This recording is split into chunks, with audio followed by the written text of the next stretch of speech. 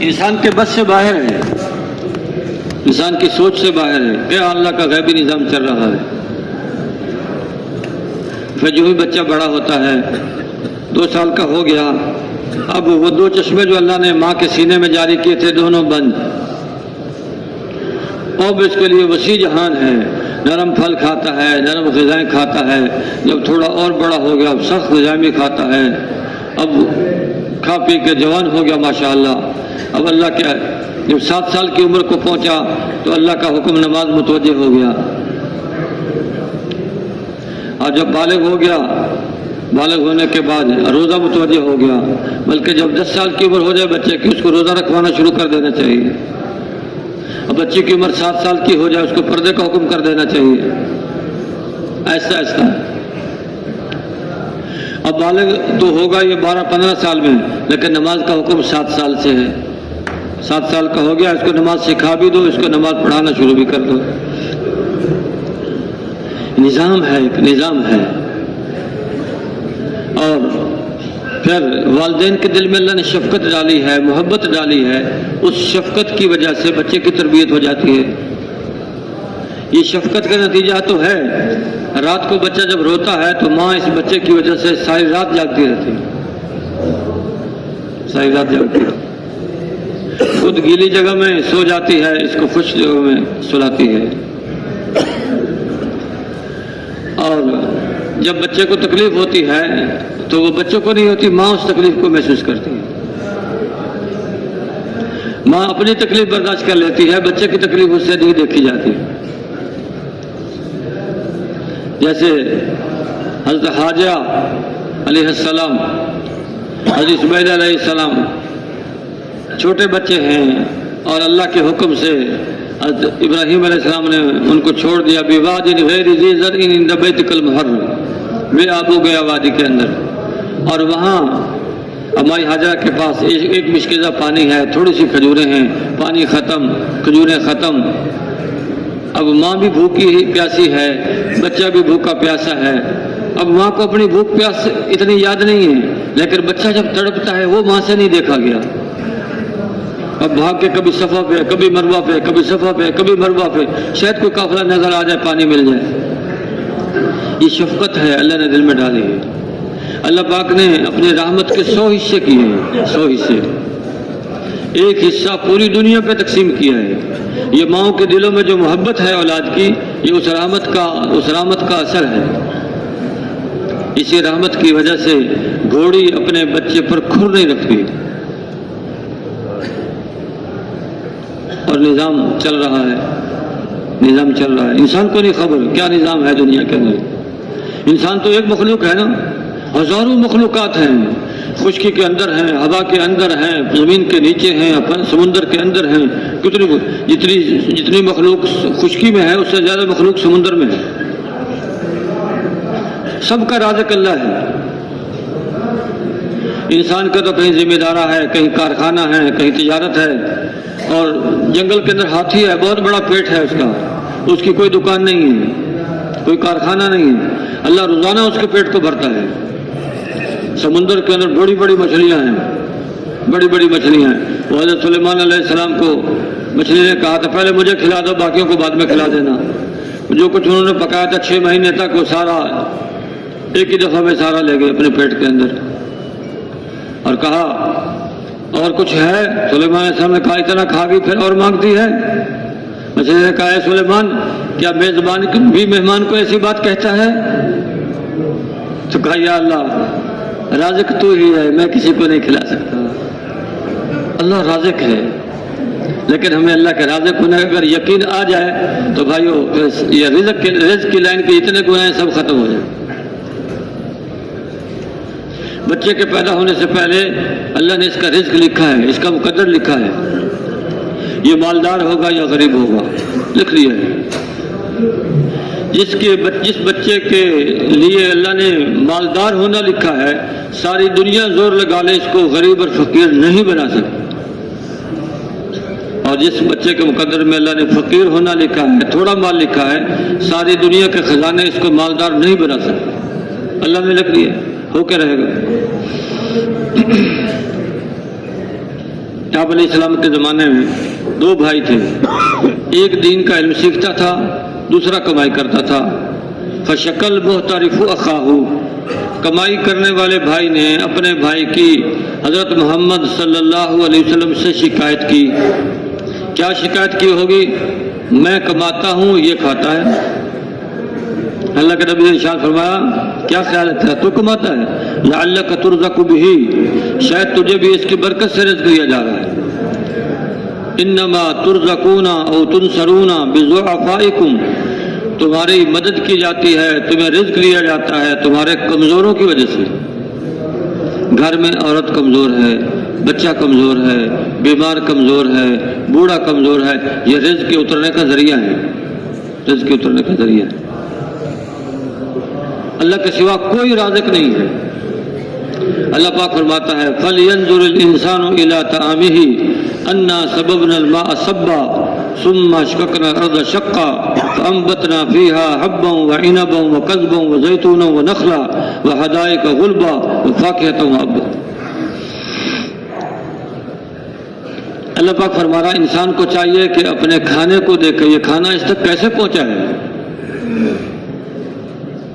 کھانا لقمہ بناتا ہے، پیٹ میں ڈالتا ہے، چاول اٹھاتا ہے، پیٹ میں ڈالتا ہے، پھل کھاتا ہے، سبزیاں کھاتا ہے، چیزیں کھاتا ہے، کہیں خشک میوے کھاتا ہے، کہیں تر میوے کھاتا ہے، تو یہ رزق اس تک کیسے پہنچا ہے۔ فَلْيَنْظُرِ الْإِنسَانُ إِلَىٰ طَعَامِهِ، انسان کو چاہیے کہ اپنے کھانے کو دیکھے۔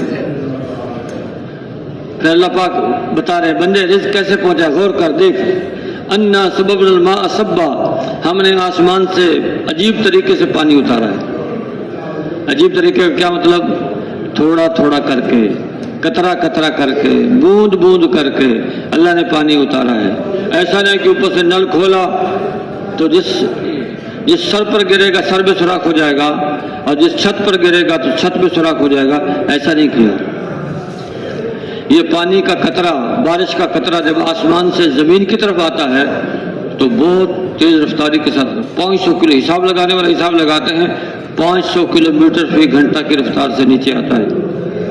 لیکن جو جو زمین کے قریب ہوتا ہے اللہ اس کی رفتار کو کم کرتا جاتا ہے، کم کرتا جاتا ہے، کم کرتا جاتا ہے، حتیٰ کہ جب زمین کے قریب آتا ہے تو 10-12 کلومیٹر فی گھنٹے کی رفتار کے ساتھ انسان کے سر کو ٹکراتا ہے۔ اگر اسی رفتار سے ٹکراتا تو سر کو زخمی کر دیتا۔ یہ ہے اللہ پاک نے عجیب طریقے سے پانی اتارا۔ اب پانی گرا زمین کے اوپر، زمین نرم ہو گئی، کسان کے دل میں اللہ نے ڈالا، غلہ لے جا کے زمین پہ بکھیر دیا۔ اب جہاں جہاں وہ دانہ گرا ہے وہاں سے اللہ نے زمین کے سینے کو پھاڑا ہے۔ ثم شققنا الارض شقا، پھر ہم نے عجیب طریقے سے زمین کے سینے کو پھاڑا ہے۔ کمپل باہر نکلی، کمپل کو سیدھا کیا، اس سے ایک پودا بنا، ایک پودے پہ ایک سٹا لگا، اس نے 7 بچے دیے۔ تو ہر پودے پہ ایک سٹا ہے، ہر سٹے پہ 100 دانے ہیں، تو ایک دانے سے 700 دانے کس نے بنائے؟ اللہ نے بنائے۔ اللہ اپنی قدرت دکھا رہا ہے، بندے غور تو کر۔ اللہ نے مٹی کو کیا بنا دیا؟ غلہ بنا دیا۔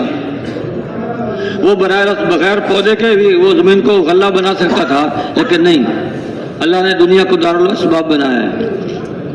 بندہ سبب اختیار کرتا ہے، روزی اللہ دیتا ہے۔ بھائی روزی زمین میں نہیں ہے، روزی اللہ کے ہاتھ میں ہے۔ فی السماء رزقکم وما توعدون، رزق جس چیز کا تمہارے سے وعدہ کیا گیا ہے وہ آسمانوں میں ہے، یعنی آسمان والے کے ہاتھ میں ہے۔ یہ انسان کا دھوکہ ہے کہ زمین میرا رازق ہے، زمین رازق نہیں ہے، کارخانہ رازق نہیں ہے، ملازمت رازق نہیں ہے، رازق اللہ کی ذات ہے۔ لیکن رزق دکھائی دے رہا ہے اسباب سے ملتا دکھائی دے رہا ہے۔ جیسے آسمان چاند میں ہے، چاند آسمان میں ہے اور دکھائی دیتا ہے تالاب میں۔ بچہ دیکھتا ہے، کہتا ہے ابا چاند تالاب کے اندر ہے، کہ نہیں بیٹا چاند تالاب میں نہیں ہے، آسمان پر ہے، کہ نہیں نظر آ رہا ہے، تالاب کے اندر نظر آ رہا ہے، کہ نہیں آسمان میں ہے، دکھائی دے رہا ہے تالاب میں۔ رزق اللہ کے ہاتھ میں دکھائی دے رہا ہے، تجارت میں، کارخانے میں، ملازمت میں، تو رازق اللہ کی ذات ہے۔ ایک دفعہ قبیلہ بنو اشعر یہ آ رہے تھے مدینے کی طرف، راستے میں توشہ ختم ہو گیا، مدینہ پہنچے تو توشہ ختم، کیا کریں کہ جی اپنے میں سے ایک ساتھی کو بھیج دیتے ہیں سید الانبیاء حضرت محمد مصطفیٰ صلی اللہ علیہ وسلم کی خدمت اقدس میں جا کر آپ سے رزق کو تھوڑا سا توشہ مانگ کے لے آئے۔ ایک آدمی کو بھیج دیا، حاضر خدمت ہوا، کیا دیکھتا ہے کہ سید الانبیاء حضرت محمد صلی اللہ علیہ وسلم گھر کے اندر قرآن پاک کی تلاوت فرما رہے ہیں اور یہ آیت پڑھ رہے ہیں وَمَا مِن دَابَّةٍ فِي الْأَرْضِ إِلَّا عَلَى اللَّهِ رِزْقُهَا وَيَعْلَمُ مُسْتَقَرَّهَا وَمُسْتَوْدَعَهَا كُلٌّ فِي كِتَابٍ مُبِينٍ۔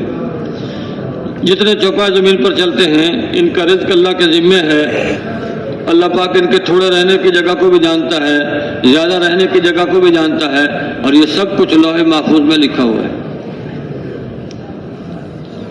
سوچ میں پڑ گئے کہ روزی کا ذمہ تو اللہ لے رہا ہے اور ہم قبیلہ بنو اشر اتنے گئے گزرے ہیں کہ ہمیں اللہ کے رازق ہونے کا یقین نہیں ہے۔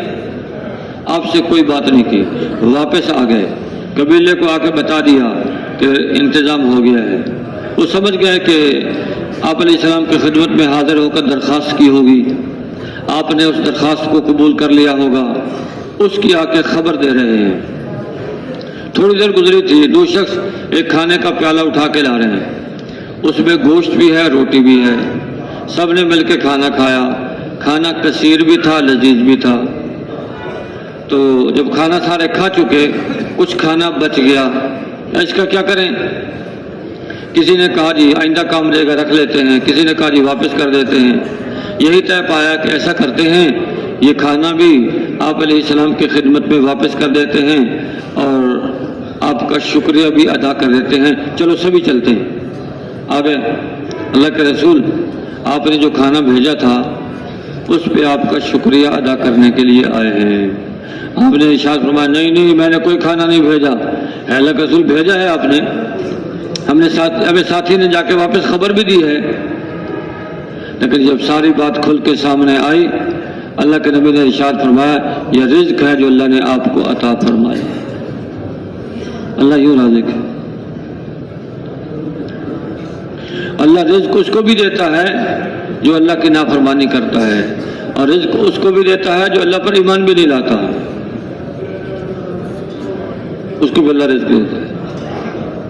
بنی اسرائیل، اللہ پاک نے حکم دیا حضرت موسیٰ علیہ السلام کو بنی اسرائیل کو لے کے چلو، امال کا قوم پہ حملہ کرو۔ وہ لے کے چلے، ایک جگہ ٹھہرایا کہ ٹھہرو ذرا حالات معلوم کر لیں۔ حالات معلوم کیے تو قوم بزدل ہو گئی، ان کے سامنے حالات آئے کہ امال کا قوم کے لوگ تو بڑے لمبے چوڑے قد کے ہیں، لمبا قد ہے، مضبوط جسم ہے، تو یہ تو ہمیں کچا کھا جائیں گے۔ کہنے لگے موسیٰ آپ جائیں، آپ کا رب جائے، ان کے ساتھ جا کے جنگ کریں، ہم تو یہاں بیٹھے، ہم نہیں جاتے آگے۔ نافرمانی کر لی، اللہ کی نافرمانی، اللہ کے نبی کی نافرمانی۔ حضرت موسیٰ علیہ السلام نے بڑا سمجھایا لیکن ان کی سمجھ میں بات آئی نہیں، تو رزق اللہ نے ان کا بھی بند نہیں کیا۔ اب اس سزا میں، جیسے نافرمانی میں ان کو سزا کیا ملی کہ یہ ہم آگے نہیں جاتے تو واپس جاتے ہیں، واپس چل پڑے۔ صبح سے لے کے شام تک چلے، شام کو جہاں پہنچے اور رات کو سوئے، صبح اٹھے تو پھر اسی جگہ جہاں سے چلے تھے۔ اگلے دن پھر اسی طرح ہوا، 40 سال گزر گئے، 40 سال۔ اب سارا دن سفر کرتے ہیں، نہ روزی حاصل کر سکتے ہیں، نہ کوئی ذمہ دارہ کر سکتے ہیں، نہ تجارت کر سکتے ہیں۔ اب اللہ نے کہ روزی کا کیا انتظام کیا؟ رات کو سوتے ہیں، صبح اٹھتے ہیں، درختوں کے اوپر سفید رنگ کا حلوہ لگا ہوتا ہے، وہ اتار کے کھا لیتے ہیں۔ بٹیرے ان کے قریب قریب اترتے ہیں، ان کو پکڑ کے کھا لیتے ہیں۔ بٹیر اور حلوہ، من و سلوہ، اللہ نے ان کو رزق دیا۔ 40 سال کھاتے رہے، 40 سال۔ پھر کہنے لگے موسیٰ ہم تو یہ بٹیر اور حلوہ کھاتے کھاتے تنگ آ گئے ہیں، ہمیں تو دال چاہیے، ہمیں پیاز چاہیے۔ پھر اللہ نے دال اور پیاز دے دیا۔ اللہ کے نبی فرماتے ہیں اللہ رحم کرے بنی اسرائیل پر، اگر یہ اللہ سے نہ مانگتے کہ ہمیں دال اور پیاز چاہیے، ساری امت من و سلوہ کھاتی، من و سلوہ۔ رازق اللہ ہے، جیسے حضرت موسیٰ علیہ السلام کے زمانے میں رازق اللہ تھا، حضرت محمد صلی اللہ علیہ وسلم کے زمانے میں بھی رازق اللہ، اور آج کے زمانے میں بھی رازق اللہ، ہر ذی کو رزق دینے والا اللہ، اللہ کے سوا کوئی رازق نہیں ہے، نہ ماں رازق ہے، نہ باپ رازق ہے، نہ حکومت رازق ہے۔ کچھ لوگوں نے کہا کہ جس اعتبار سے لوگوں کی آبادی بڑھ رہی ہے تو 50 سال کے بعد لوگوں کو گھاس کھانی پڑے گی، غلہ پورا نہیں آئے گا، زمین میں اتنی پیداواری نہیں ہے اور آبادی تیزی سے بڑھ رہی ہے۔ اچھا، وہ 50 سال گزر گئے ہیں، آج تک تو کسی نے گھاس نہیں کھائی، اللہ روزی دے رہا ہے۔ یہی زمین ہے جس میں 10-15 من غلہ ہوتا تھا اور 20 من غلہ ہوتا تھا، اسی میں 50 من، 60 من، 70 من، 80 من غلہ ہو رہا ہے۔ تو پیداوار کو ہر بچہ اپنا رزق ساتھ لے کے آتا ہے، ہر بچہ اپنا رزق، اور ہر مہمان اپنا رزق ساتھ لے کے آتا ہے۔ میزبان تو خالی اس کا ذریعہ بن جاتا ہے، ورنہ اپنا مقدر ہر ایک کھاتا ہے، اپنا مقدر ہر ایک کھاتا ہے۔ تو بھائیوں، جو رازق اللہ کو سمجھے گا تو ہر حال میں اللہ کے حکموں کو پورا کرے گا۔ چور اگر یہ تھوڑا صبر کرتا، اللہ اس کو اتنا ہی رزق دے دیتے، حلال طریقے سے دیتے۔ ڈاکہ نہ ڈالتا، راشی رشوت نہ لیتا، سود خور سود نہ کھاتا، تو اللہ اس کو اتنا ہی رزق دے دیتے جتنا اس کے مقدر میں ہے۔ لیکن اس نے صبر نہیں کیا، صبر نہ کرنے کی وجہ سے اس حلال رزق کو حرام کر کے حاصل کیا۔ بھائی، اس بات کا یقین اگر دل میں آ جائے کہ رازق اللہ ہے تو بھائی بہت بڑا مسئلہ حل ہو جائے، اللہ کے سوا کوئی رازق نہیں۔ ماں اور باپ اولاد کے دنیا میں آنے کا ذریعہ تو بنے ہیں، لیکن ماں باپ نے اولاد کو پیدا نہیں کیا، پیدا اللہ نے کیا۔ تو جو پیدا کرنے والا ہے وہ رازق بھی ہے، ہر ایک کو اس کا رزق اللہ عطا فرما رہا ہے۔ پرندے صبح سویرے خالی پیٹ گھونسلوں سے نکلتے ہیں، شام کو پیٹ بھرے واپس آتے ہیں۔ میں یتوکل علی اللہ حق توکلہ، جو اللہ پر ایسا بھروسہ کرے جیسا بھروسہ کرنے کا حق ہے، اللہ پاک اس کو پرندوں کی طرح رزق عطا فرمائے گا۔ صبح سویرے گھونسلوں سے خالی پیٹ نکلتے ہیں، شام کو پیٹ بھرے واپس آتے ہیں۔ یہ یقین دل میں کیسے آئے گا؟ دعوت سے آئے گا۔ اس دعوت کو سیکھنے کے لیے نکلے، لوگوں کو دعوت دیں گے، لوگوں رازق اللہ ہے، اس رزق کی لائن میں جتنے گناہ ہیں ان کو چھوڑ دو، اللہ اتنا ہی رزق دے گا اور برکت والا دے گا۔ پھر روزے کی برکت اللہ نے نماز میں رکھی ہے، اگر امت نماز پہ آ جائے ان کی معاش کا مسئلہ حل ہو جائے۔ نماز تو دور کی بات ہے، جو آدمی سارا دن باوضو رہے گا اللہ اس کی روزی میں برکت ڈال دے گا۔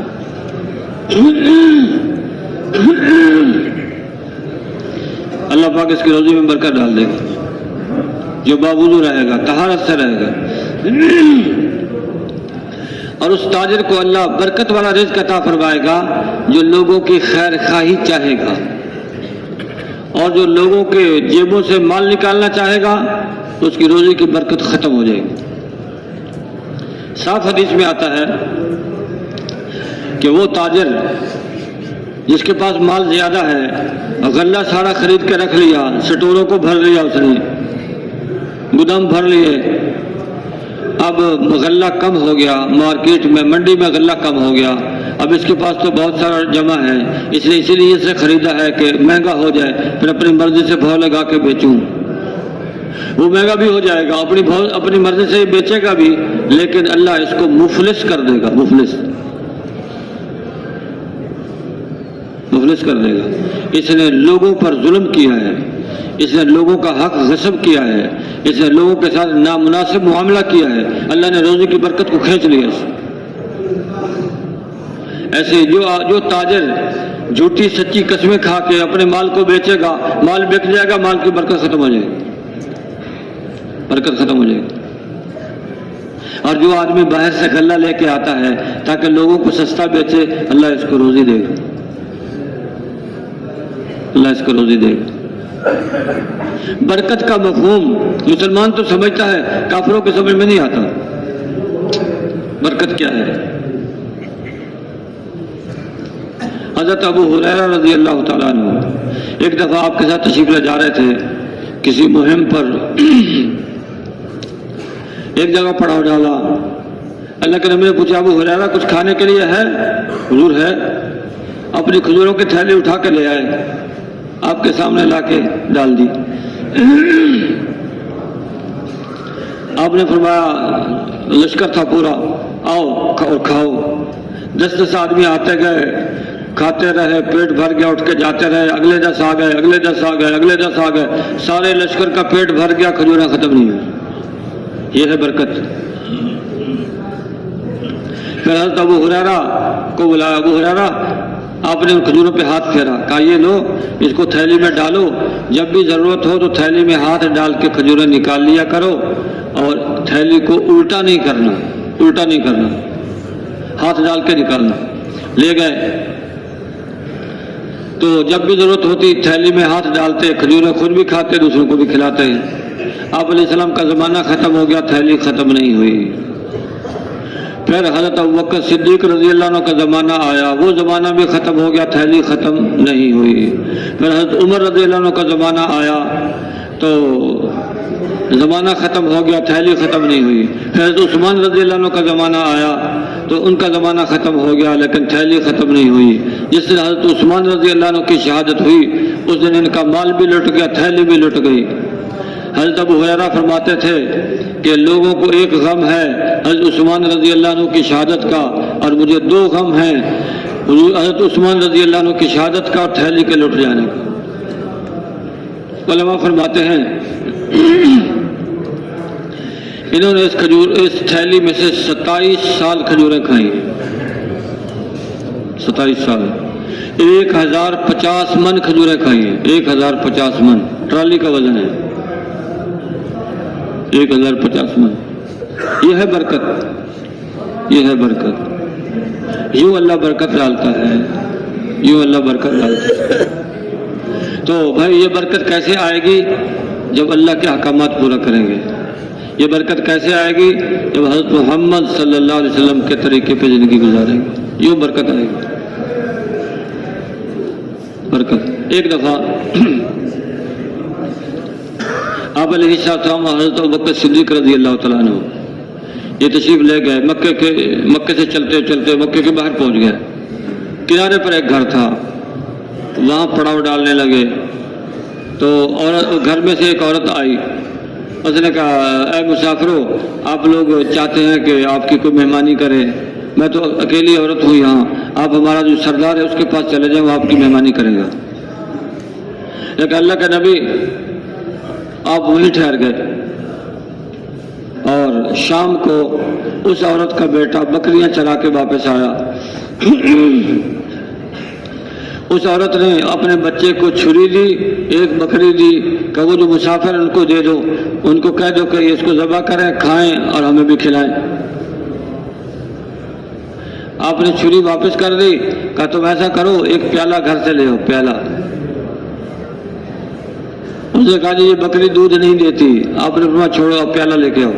وہ پیالہ لے کے آیا، اللہ کے نبی نے بکری کے تھنوں پہ ہاتھ پھیرا، وہ دودھ اتر آئی، دودھ نکالا، پیالہ بھر گیا، کہا لے جاؤ اپنی والدہ کو پلا کے آؤ۔ اس نے پیا، کہا دوسری بکری لے کے آؤ، دوسری بکری لے کے آیا، آپ علیہ السلام نے اس کے تھنوں پہ ہاتھ پھیرا، دودھ نکالا، پیالہ بھر گیا، حضرت ابوبکر صدیق رضی اللہ عنہ کو پلایا، اور پھر کہا تیسری بکری لے کے آؤ، تیسری بکری لایا، اس کے تھنوں پہ ہاتھ پھیرا تو پیالے میں دودھ نکالا، پیالہ بھر گیا۔ حضرت ابوبکر پھر خود اللہ کے نبی نے نوش فرمایا، انہوں نے آپ کا نام رکھ دیا مبارک شخص، یہ تو برکت والا شخص ہے کہ بکری دودھ نہیں دیتی تھی، ہاتھ پھیرنے سے بکری دودھ دینے لگی، مبارک شخص ہے۔ تو پھر اللہ نے ان کی بکریوں میں برکت ڈالی، اتنی بکریاں بڑی بڑی بڑی، تو یہ پھر مدینہ بکریوں کو لے کے آئے۔ وہاں حضرت ابوبکر صدیق رضی اللہ عنہ گزر رہے تھے، اس عورت کا بیٹا تو اس نے پہچان لیا کہ امی جان یہ وہی شخص ہے جو اس مبارک آدمی کے ساتھ تھا۔ وہ عورت کھڑی ہوئی، حضرت ابوبکر کے پاس آئی، کہا آپ وہی شخص ہیں جو اس مبارک شخص کے ساتھ تھے؟ کہ ہاں اسی وہی ہوں، کہ ہم اس سے ملنا چاہتے ہیں۔ جا کے ملا دیا، آپ علیہ السلام کی خدمت میں حاضر ہوئے. اللہ کے نبی نے ان کا اکرام کیا، ان کو کھانا کھلایا اور ان کو دیہات کی چیزیں دی اور ان کو مال بھی دیا، اور یہ عورت اس پر مسلمان ہو گئی، مسلمان ہو گئی. یہ ہے برکت. جو برکت آپ علیہ السلام کے زمانے تھی، آج ہی وہ برکت موجود ہے. اگر ہم حضور والے اعمال کریں گے، آپ کا اتباع کریں گے، یہ برکت آج بھی حاصل ہو سکتی ہے. لیکن ہم نے نبی کے طریقے کو اختیار نہ کرنے کی وجہ سے اس برکت کو ہم نے کم کر دیا. آج بھی اگر اللہ کے نبی کا طریقہ اختیار کریں گے، اللہ کی برکتیں نبی کے طریقے کے ساتھ ہیں. یہ برکتوں کا اندازہ، ان برکتوں کا اندازہ حضرات صحابہ کرام رضی اللہ عنہم ان کو ہو گیا تھا. اس ایک ایک صحابی آپ کا ایسا اتباع کرنے والا تھا کہ آدمی حیران رہ جاتا ہے، آدمی حیران رہ جاتا ہے. ایک صحابی جا رہے ہیں، راستے میں سے گزرے، ایک جگہ سے جھک کے گزرے. ساتھیوں نے کہا آپ کیوں جھکے ہیں؟ یہاں تو کوئی درخت وغیرہ بھی نہیں ہے، کیوں جھک کے گزرے ہیں؟ کہا میں اتنے سال پہلے اللہ کے نبی کے ساتھ یہیں سے گزرا تھا، یہاں ایک درخت تھا، آپ علیہ السلام یہاں سے جھک کے گزرے تھے، اس سنت کو ادا کرنے کے لیے میں جھک کے گزرا ہوں. یہ ہے محبت، یہ ہے سنت پر چلنے میں کامیابی کی. یہ محبت تھی اللہ کے نبی کے ساتھ صحابہ، اللہ کے نبی کے ساتھ اپنی ذات سے زیادہ، اپنی اولاد سے زیادہ، اپنے بیوی بچوں سے زیادہ آپ علیہ السلام کے ساتھ محبت. اللہ کے نبی جب وضو فرماتے تھے، جب وضو کرتے تھے تو وضو کا پانی صحابہ نیچے نہیں گرنے دیتے تھے، لے کے اپنے جسم پہ مل لیتے تھے، اور جس کو پانی نہیں ملتا تھا دوسرے کے ہاتھ سے تری لے کے اپنے جسم پہ مل لیتے تھے. آپ کا تھوک زمین پہ نہیں گرنے دیتے. یہ محبت ہی تو ہے. آپ علیہ السلام نے 1400 برس پہلے جو باتیں ارشاد فرمائی ہیں وہ صحابہ نے محفوظ کی ہیں اور محفوظ کر کے ہمارے تک پہنچائی ہیں. اور خالی باتیں ہی محفوظ نہیں ہیں، اس راوی کا نام بھی ہے، فلاں نے فلاں سے سنا، فلاں نے فلاں سے سنا، فلاں نے رسول اللہ صلی اللہ علیہ وسلم سے سنا، ان فلاں ان رسول اللہ صلی اللہ علیہ وسلم. یوں سند کے ساتھ حدیثیں موجود ہیں. یہ ان کی محبت ہے. محبت جتنی ہمیں اللہ سے محبت ہوگی، اللہ کے حکموں کو پورا کرنا آسان ہوگا. جتنی رسول اللہ صلی اللہ علیہ وسلم سے محبت ہوگی تو اللہ کے نبی کی سنت پہ چلنا آسان ہوگا. محبت کیسے پیدا ہوگی؟ آپ علیہ السلام کے احسانات کو یاد کرنے سے. ہمیں قرآن ملا ہے تو اللہ کے نبی کی برکت سے ملا ہے، کلمہ ملا ہے تو اللہ کے نبی کی برکت سے ملا ہے، نماز ملی ہے تو اللہ کے نبی کی برکت سے ملی ہے، روزہ حج زکوٰۃ پورا دین جو ملا ہے حضرت محمد صلی اللہ علیہ وسلم کے صدقے ملا ہے. اس لیے اتنی بڑی جس دین پہ چل کے اللہ پاک سونے چاندی کے مکان دے گا، جس دین پہ چل کے اللہ پاک ہمیشہ کی جوانی دے گا، جس دین پہ چل کے اللہ ہر طرح کی پریشانیوں کو دور کرے گا، تو اس دین کا ذریعہ کون بنے ہیں؟ حضرت محمد صلی اللہ علیہ وسلم. اس لیے آپ علیہ السلام کا بہت بڑا احسان ہے امت پر. آپ بڑے محسن ہیں امت کے، اور آپ علیہ السلام کی ایک ایک سنت ساتوں زمین ساتوں آسمان سے قیمتی ہے. ایک ایک سنت پہ عمل کریں گے دنیا آخرت بنے گی. جو سنت کو چھوڑے گا بھائیو دنیا آخرت بگڑ جائے گی، دنیا آخرت بگڑ. اس لیے آپ علیہ السلام کی ہم لباس میں بھی آپ کی سنت کو اختیار کریں گے، سر کے بالوں میں آپ کی سنت کو اختیار کریں گے، زبان کے بولوں میں آپ کی سنت کو اختیار کریں گے، کان کے استعمال کو اللہ کے نبی کی سنت کے مطابق استعمال کریں گے، ہاتھوں پیروں کا استعمال نبی کی سنت کے مطابق ہوگا، تو ہماری ساری زندگی دین بن جائے گی، دین بن جائے گی. اور دین میں اللہ نے ہماری کامیابی رکھی ہے. اسلام زندگی گزارنے کا کامیاب ترین راستہ ہے. اسلام زندگی گزارنے کا کامیاب ترین راستہ ہے. تو آپ علیہ السلام کا اتباع، ہر حال میں اتباع، ہر حال میں اتباع، فی المنشط والمکرہ، خوشی اور ناگواری میں اللہ کے نبی کا اتباع. آدمی کسی نہ کسی طرح زندگی گزارے گا، کسی نہ کسی طریقے پر تجارت کرے گا، کوئی نہ کوئی عمل کرے گا، بس اس میں اللہ کے نبی کا طریقہ معلوم کر کے کر لیں گے بھائیو، یہ کامیابی دلانے والا بنے گا. کامیابی دلانے والا بنو۔ اس طریقے کو سیکھنا ہے۔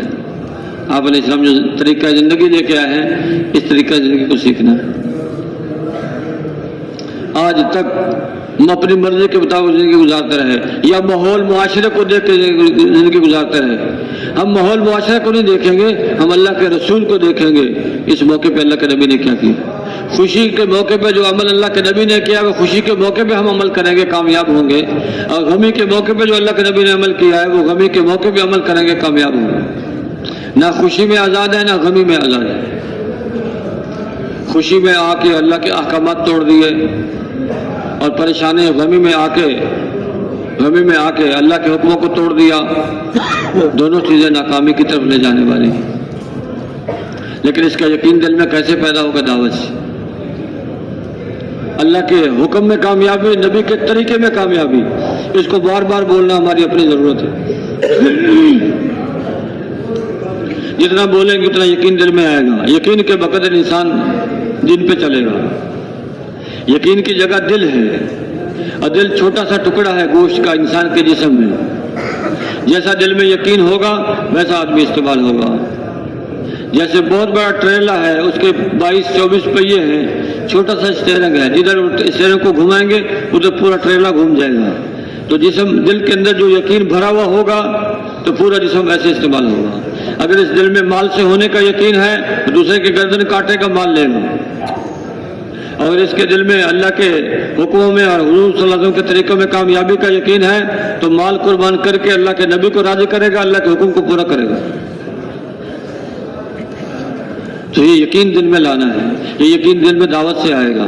اس لیے یہی لا الہ الا اللہ اور محمد رسول اللہ کا بیان ہے۔ لا الہ الا اللہ میں اللہ سے ہونے کا یقین ہے، اور محمد رسول اللہ میں حضرت محمد صلی اللہ علیہ وسلم کے طریقوں میں کامیابی کا یقین ہے۔ اس یقین کو دل میں لانا ہے۔ یقین کی جگہ دل ہے، اور ایک دفعہ کہنے سے یقین نہیں آئے گا۔ جیسے آدمی گھوڑے کے بچے کو جتنی بھی خوراک کھلا لے، ایک دن میں جوان نہیں ہوتا گھوڑے کا بچہ۔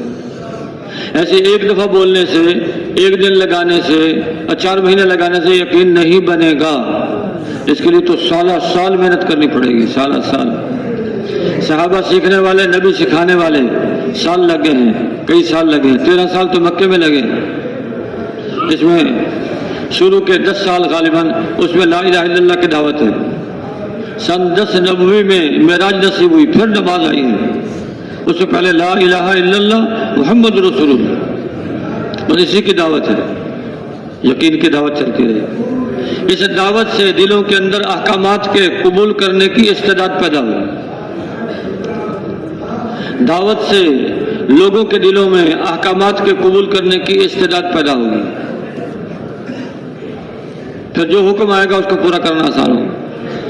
جیسے زمین میں ہل چلانے سے زمین کے اندر بیج کے پیدا کرنے کی استعداد پیدا ہوتی ہے۔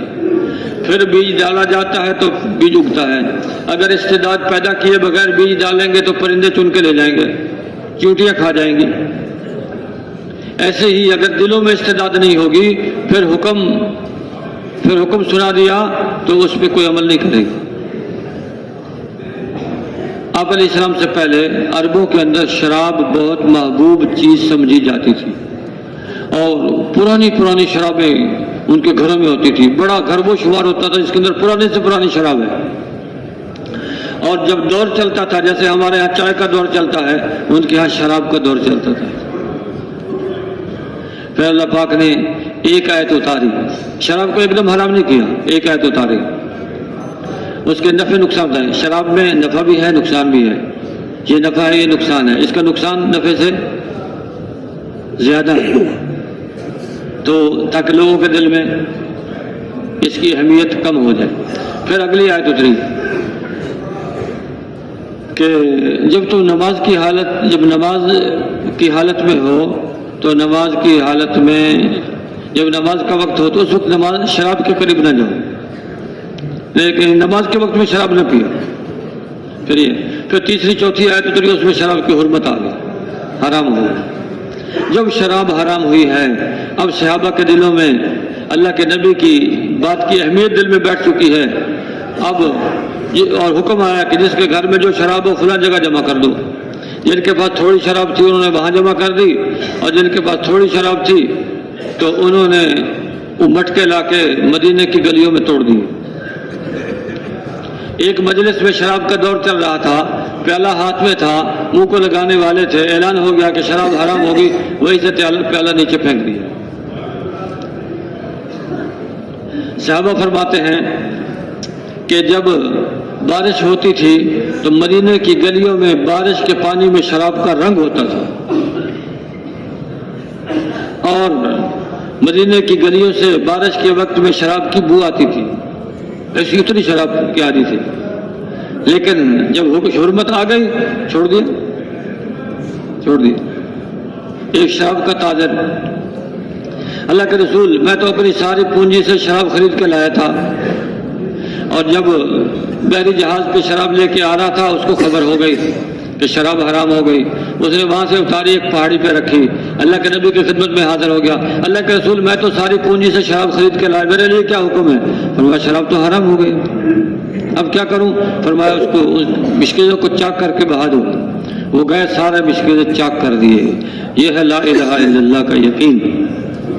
اب میری کامیابی اللہ کے حکم کے پورا کرنے میں ہے، حضرت محمد صلی اللہ علیہ وسلم کے طریقے کو اختیار کرنے میں ہے، چاہے مال آتا ہے آئے، مال جاتا ہے جائے، ساری شراب بہا دی۔ روزی رساں اللہ ہے، اللہ کا حکم توڑ کے جو روزی آئے گی اس میں کبھی بھی برکت نہیں ہوگی۔ جس ملازمت کی وجہ سے ہماری نماز قضا ہو جائے اس میں برکت کہاں سے آئے گی؟ جس دکان کی وجہ سے ہماری نماز قضا ہو جائے اس میں برکت کہاں سے آئے گی؟ جس تجارت میں ہماری نماز قضا ہو جائے اس میں برکت کہاں سے آ جائے گی؟ اور جس کام میں لگ کر ہمارے روزے فوت ہو جائیں تو اس نے تو برکت کو ختم کر دیا، اور جس مال کی زکوٰۃ ادا نہیں کی جائے گی اس مال کی برکت ختم ہو جائے گی، اس مال کو چور لے جائیں گے۔ اور جو اپنے مال کی زکوٰۃ ادا کرے گا 10 دنیا 70 آخرت، 70 گنا آخرت میں ملے گا، 10 گنا دنیا میں ملے گا، 70 گنا آخرت میں ملے گا۔ کیسے نفع کی تجارت ہے؟ 1 کے 10 ملیں گے دنیا میں، 10 گنا دنیا میں، اور 70 گنا 1 کے 70 ملیں گے آخرت میں۔ زکوٰۃ دی ہے، مال پاک ہو گیا ہے، مال پاک ہو گیا۔ جب زکوٰۃ نہیں دی سارا مال ناپاک ہو گیا۔ اور جو مال کو بڑھانے کے لیے سودی کاروبار کرے گا، سود دینے والا، سود لینے والا، اس کے معاملے میں پڑھنے والا، اس کو لکھنے والا، جتنے لوگ بھی اس سے متعلق ہیں سب گناہ گار ہیں، سب سے اللہ ناراض ہے۔ سود کا ایک درہم زنا کرنے سے بھی زیادہ سخت ہے، ایک درہم۔ مال آئے گا اگر حلال طریقے سے آئے گا تو اس میں برکت ہوگی، اگر حرام طریقے سے آئے گا تو اپنے ساتھ پتہ نہیں کتنے گناہوں کو لے کے آئے۔ آج دنیا میں جو خرابیاں ہیں ہمارے گناہوں کا نتیجہ ہے۔ جب بندہ گناہ کرے گا اللہ ناراض ہوگا، ناراض ہو کے اللہ حالات خراب کر دے گا۔ حالات کا خالق حکومتیں نہیں ہیں، حالات کا خالق اللہ ہے۔ چیزیں مہنگی سستی ہوتی ہیں اللہ کے حکم سے ہوتی ہیں۔ جب لوگوں کے اعمال ٹھیک ہوں گے اللہ رحم دل بادشاہ مسلط کرے گا اور چیزیں سستی کر دے گا، اور جب لوگوں کے اعمال بگڑیں گے تو سخت بادشاہ ہوں گے، سخت دل بادشاہ ہوں گے، اور چیزیں مہنگی ہوں گی، پریشان، قومیں آپس میں لڑیں گی۔ یہ قومت کا آپس میں لڑنا یہ بھی اللہ کا عذاب ہے۔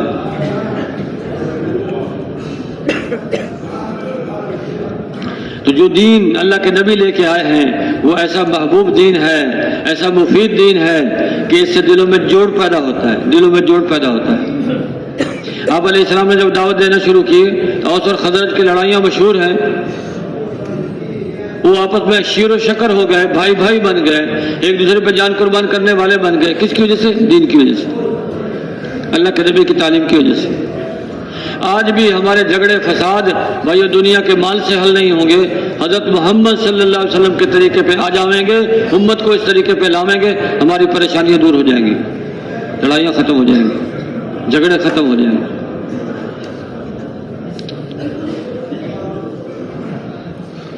یہ یقین دل میں لانا ہے، اللہ سے ہونے کا یقین۔ پھر نمازیں پڑھنا آسان ہے۔ اب تو ہر شغل والا سمجھتا ہے اگر میں نماز کے لیے جاؤں گا تو میری روزی کم ہو جائے گی، میری روزی کم ہو جائے گی۔ جمعے کے دن کے بارے میں اللہ پاک کیا فرماتے ہیں؟ اذا نودی للصلاۃ فاسعوا الی ذکر اللہ، جب جمعے کی اذان ہو جائے تو پھر جمعے کی تیاری میں لگ جاؤ، فاسعوا الی ذکر اللہ۔ اور ایک آدمی نے دکان کھولی ہے، جمعے سے پہلے بھی کھلی ہے، جمعے کے دوران بھی کھلی ہے، جمعے کے بعد بھی کھلی، تو یہ حکم تو پھر ہمارے سر سے اوپر سے گزر گیا۔ اور اللہ فرما رہا ہے فاسعوا الی ذکر اللہ، دکان کو چھوڑ دو، دفتر کو چھوڑ دو، ملازمت کو چھوڑ دو، کرو جمعے کی تیاری، دوڑو اللہ کی طرف۔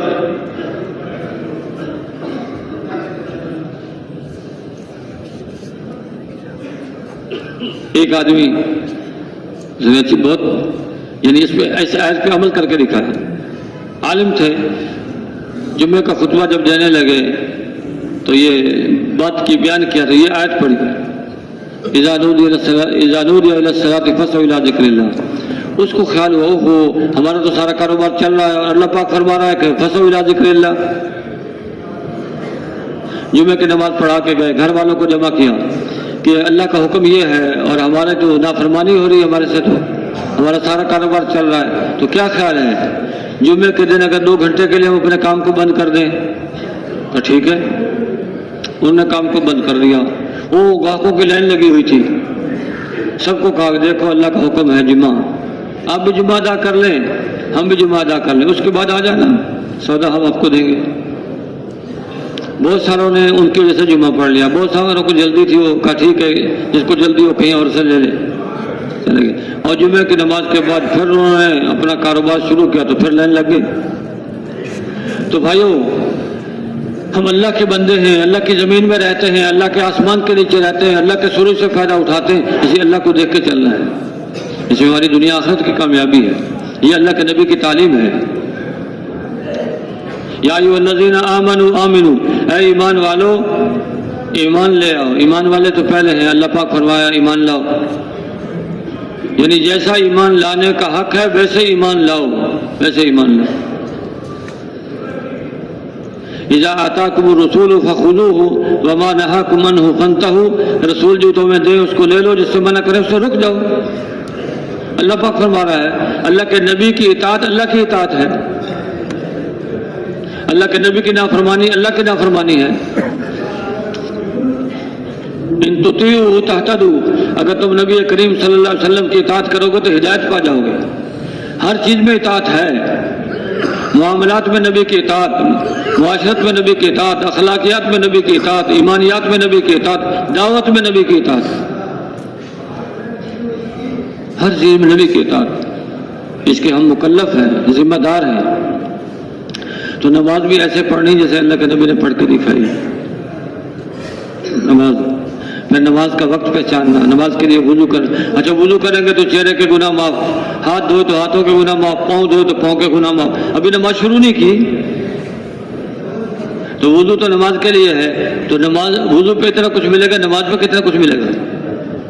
2 نمازوں کے درمیان جتنے گناہ ہوئے ہیں تو نماز پڑھنے کی برکت سے وہ معاف ہو جائیں گے، 7 گناہ معاف ہوتے رہے۔ اور اس نے نماز ادا نہیں کی، زہر کی نماز ادا نہیں کی تو فجر سے زہر تک جتنے گناہ تھے اس کا ڈھیر لگ گیا، پھر عصر کی نماز ادا نہیں کی، پھر وہ ڈھیر اور بڑا ہو گیا، اور پھر مغرب کی نماز ادا نہیں کی اور زیادہ ڈھیر جمع ہو گیا، پھر مغرب سے لے کے عشاء، عشاء سے لے کے فجر ڈھیر بڑھتا چلا گیا، دوسرے دن نماز نہیں ادا کی ڈھیر اور بڑا ہو گیا، ہفتہ بھر نماز نہیں ادا کی اور بڑا ڈھیر ہو گیا، اور مہینہ سال بھر نماز نہیں، زندگی بھر نماز نہیں کی، یہ گناہوں کے پہاڑ دے کے اللہ کے سامنے جائے گا۔ اور نماز کتنی برکت والی چیز ہے کہ ایک نماز سے لے کے دوسری نماز تک کے گناہ جو کیے ہیں وہ نماز پڑھنے سے معاف ہو گئے، سب معاملہ صاف ہو گیا۔ اس نماز کو ہم بوجھ سمجھتے ہیں، یہ تو تحفہ ہے، اللہ کی طرف سے تحفہ ہے امت کے لیے۔ اگر بندہ اللہ سے بات کرنا چاہے تو نماز میں کھڑا ہو جائے، بندہ نماز میں کھڑا ہوتا ہے اللہ اس کی طرف متوجہ ہے، جب تک کہ گوشہ چشم سے ادھر ادھر نہ دیکھے، جب ادھر ادھر دیکھنا شروع کر دیتا ہے کھڑا نماز میں ہے، دائیں بائیں دیکھ رہا ہے اپنی آنکھوں کو گھما گھما کے، تو اس سے کیا ہو جائے گا؟ اللہ توجہ ہٹا لے گا پھر اس سے۔ نماز سے پہلے آدمی یہ ارادہ کرے کہ میں ایسی نماز ادا کروں گا کہ اس میں میرا دھیان ادھر ادھر نہ جائے، ادھر ادھر نہ جائے۔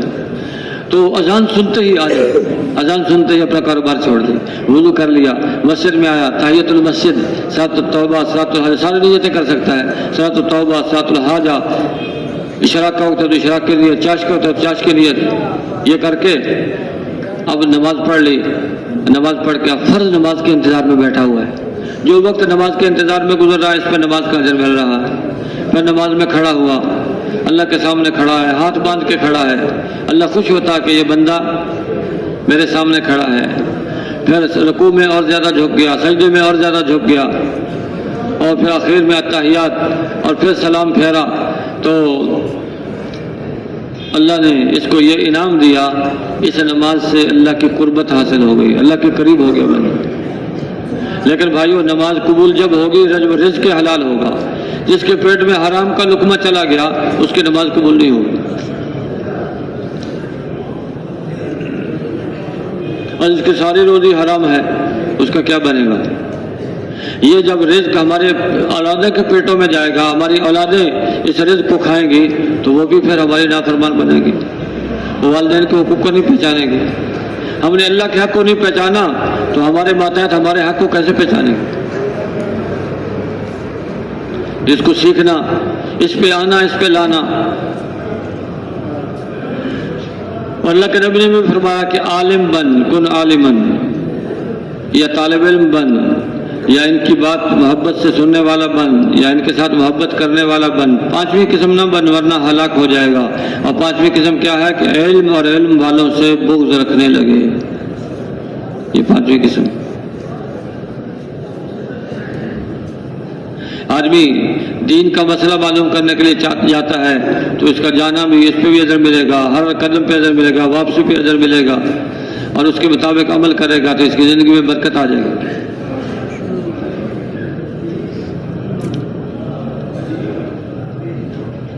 تو جیسے نماز سے گناہ معاف ہوتے ہیں اور علم سیکھنے سے آدمی کے گناہ معاف ہوتے ہیں، ایسے بھائیوں جو نبی کریم صلی اللہ علیہ وسلم پر کثرت سے درود پاک پڑھے گا تو اللہ پاک اللہ کے نبی اس کی شفاعت فرمائیں گے، شفاعت فرمائیں گے۔ اور کثرت سے درود پاک پڑھے گا، کثرت سے درود پاک پڑھے گا، اللہ ہر غم سے نجات دے گا۔ جو استغفار کی کثرت کرے گا اللہ بے گمان جگہ سے رزق عطا فرمائے گا۔ جو تقوی اختیار کرے گا اس کو بھی اللہ بے گمان جگہ سے رزق عطا فرمائے گا۔ اعمال پر روزی کے ملنے کا وعدہ ہے، اعمال پر۔ جو آدمی، اللہ کے نبی نے فرمایا، جو اللہ سے محبت رکھنا چاہتا ہے میرے سے محبت کرے، جو میرے سے محبت رکھنا چاہتا ہے میرے صحابہ سے محبت کرے، جو میرے صحابہ سے محبت رکھنا چاہتا ہے وہ قرآن سے محبت کرے، جو قرآن سے محبت رکھنا چاہتا ہے وہ مساجد سے محبت کرے۔ اور مساجد یہ بابرکت ہیں، ان کے رہنے والے بھی بابرکت، یہ بھی اللہ کی حفاظت میں ہیں، ان کے رہنے والے بھی اللہ کی حفاظت میں۔ یہ لوگ مسجدوں میں اللہ کی عبادت میں مشغول ہوتے ہیں، اللہ ان کے کام بناتا ہے۔ جتنا اللہ کی طرف رجوع کریں گے بھائیوں، اللہ اتنا دنیا کی زندگی کو آسان کر دے گا، دنیا کی زندگی کو۔ پھر دین نے ہمیں یہ بھی بتایا ہے، یہ چھوٹا ہے، چھوٹے کا یہ حق ہے، یہ بڑا ہے، بڑے کا یہ حق ہے، یہ عالم ہے، عالم کا یہ حق ہے۔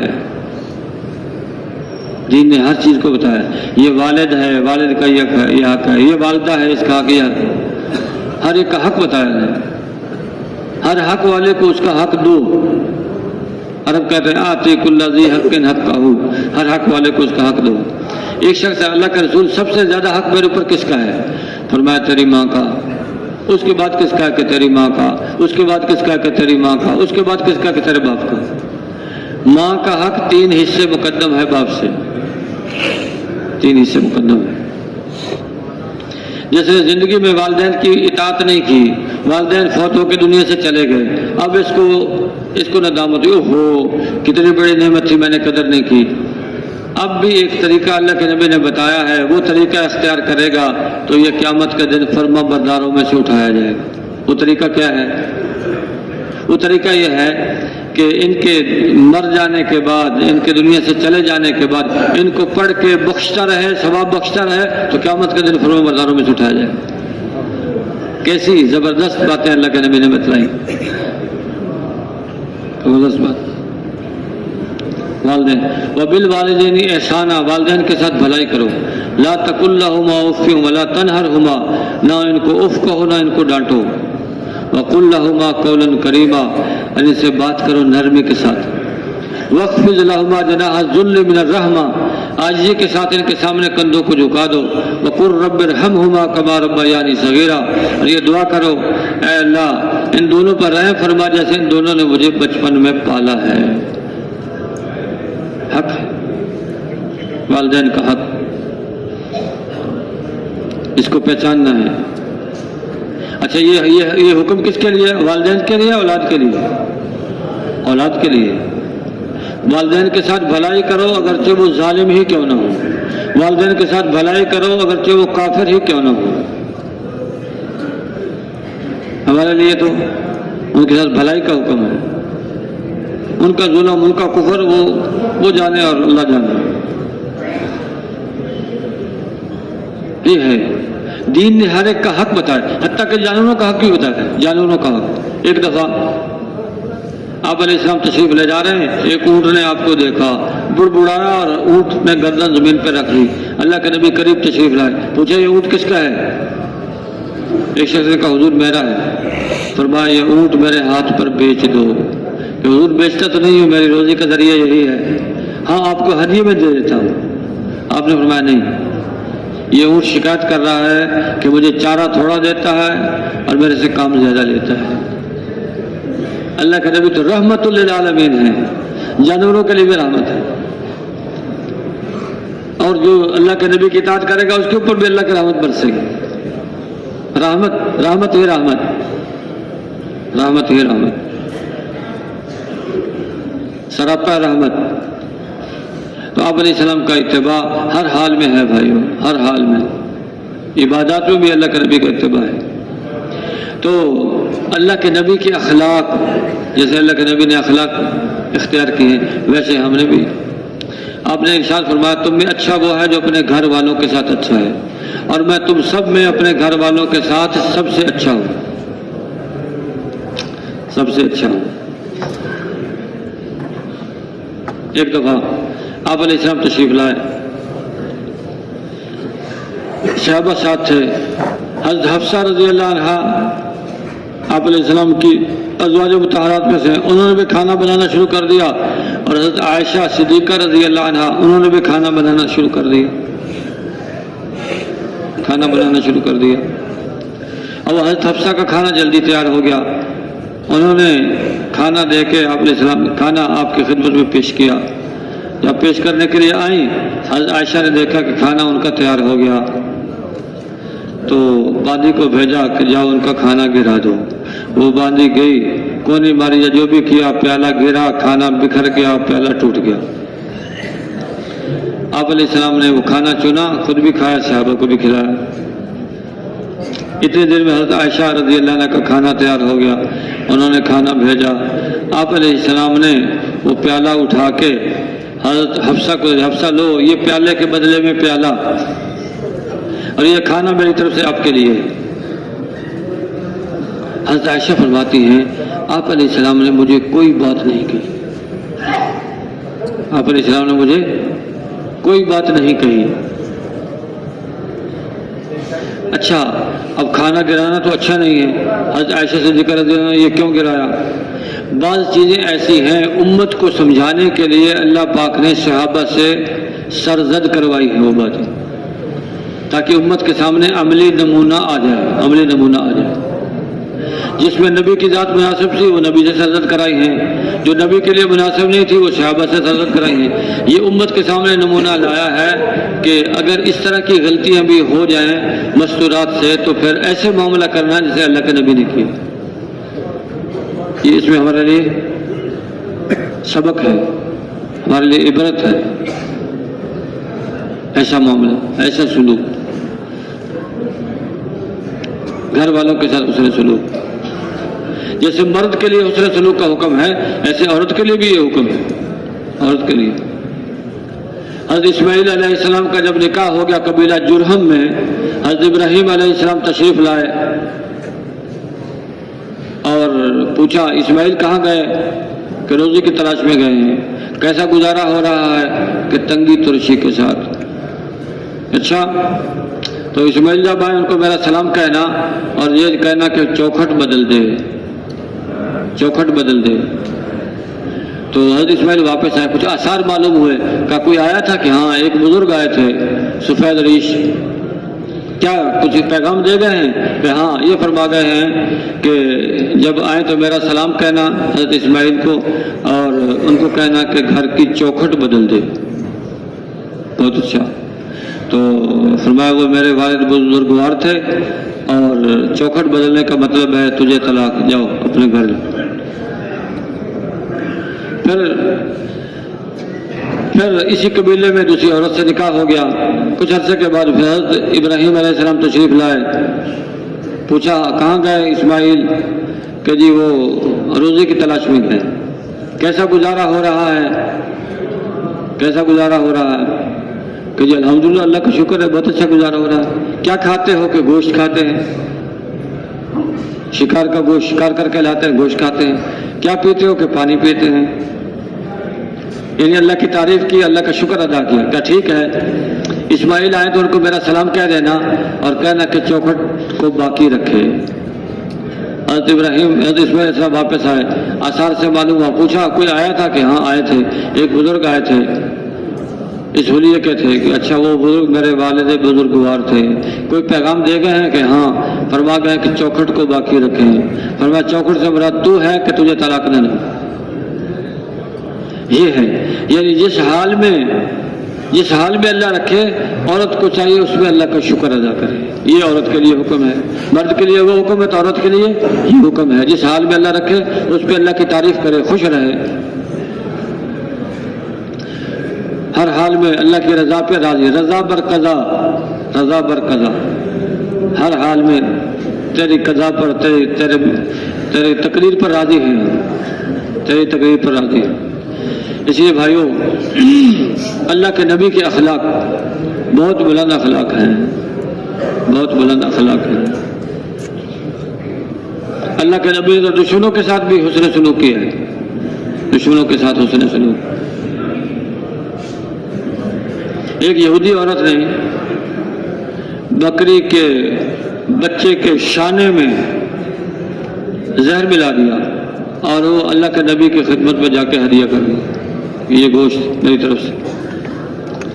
آپ علیہ السلام نے صحابہ کو بلایا، آ جائیں، تو گوشت توڑ کے منہ میں رکھا تو گوشت بول پڑا، اللہ کے نبی میرے میں زہر ملا ہوا، آپ نہ کھائیں۔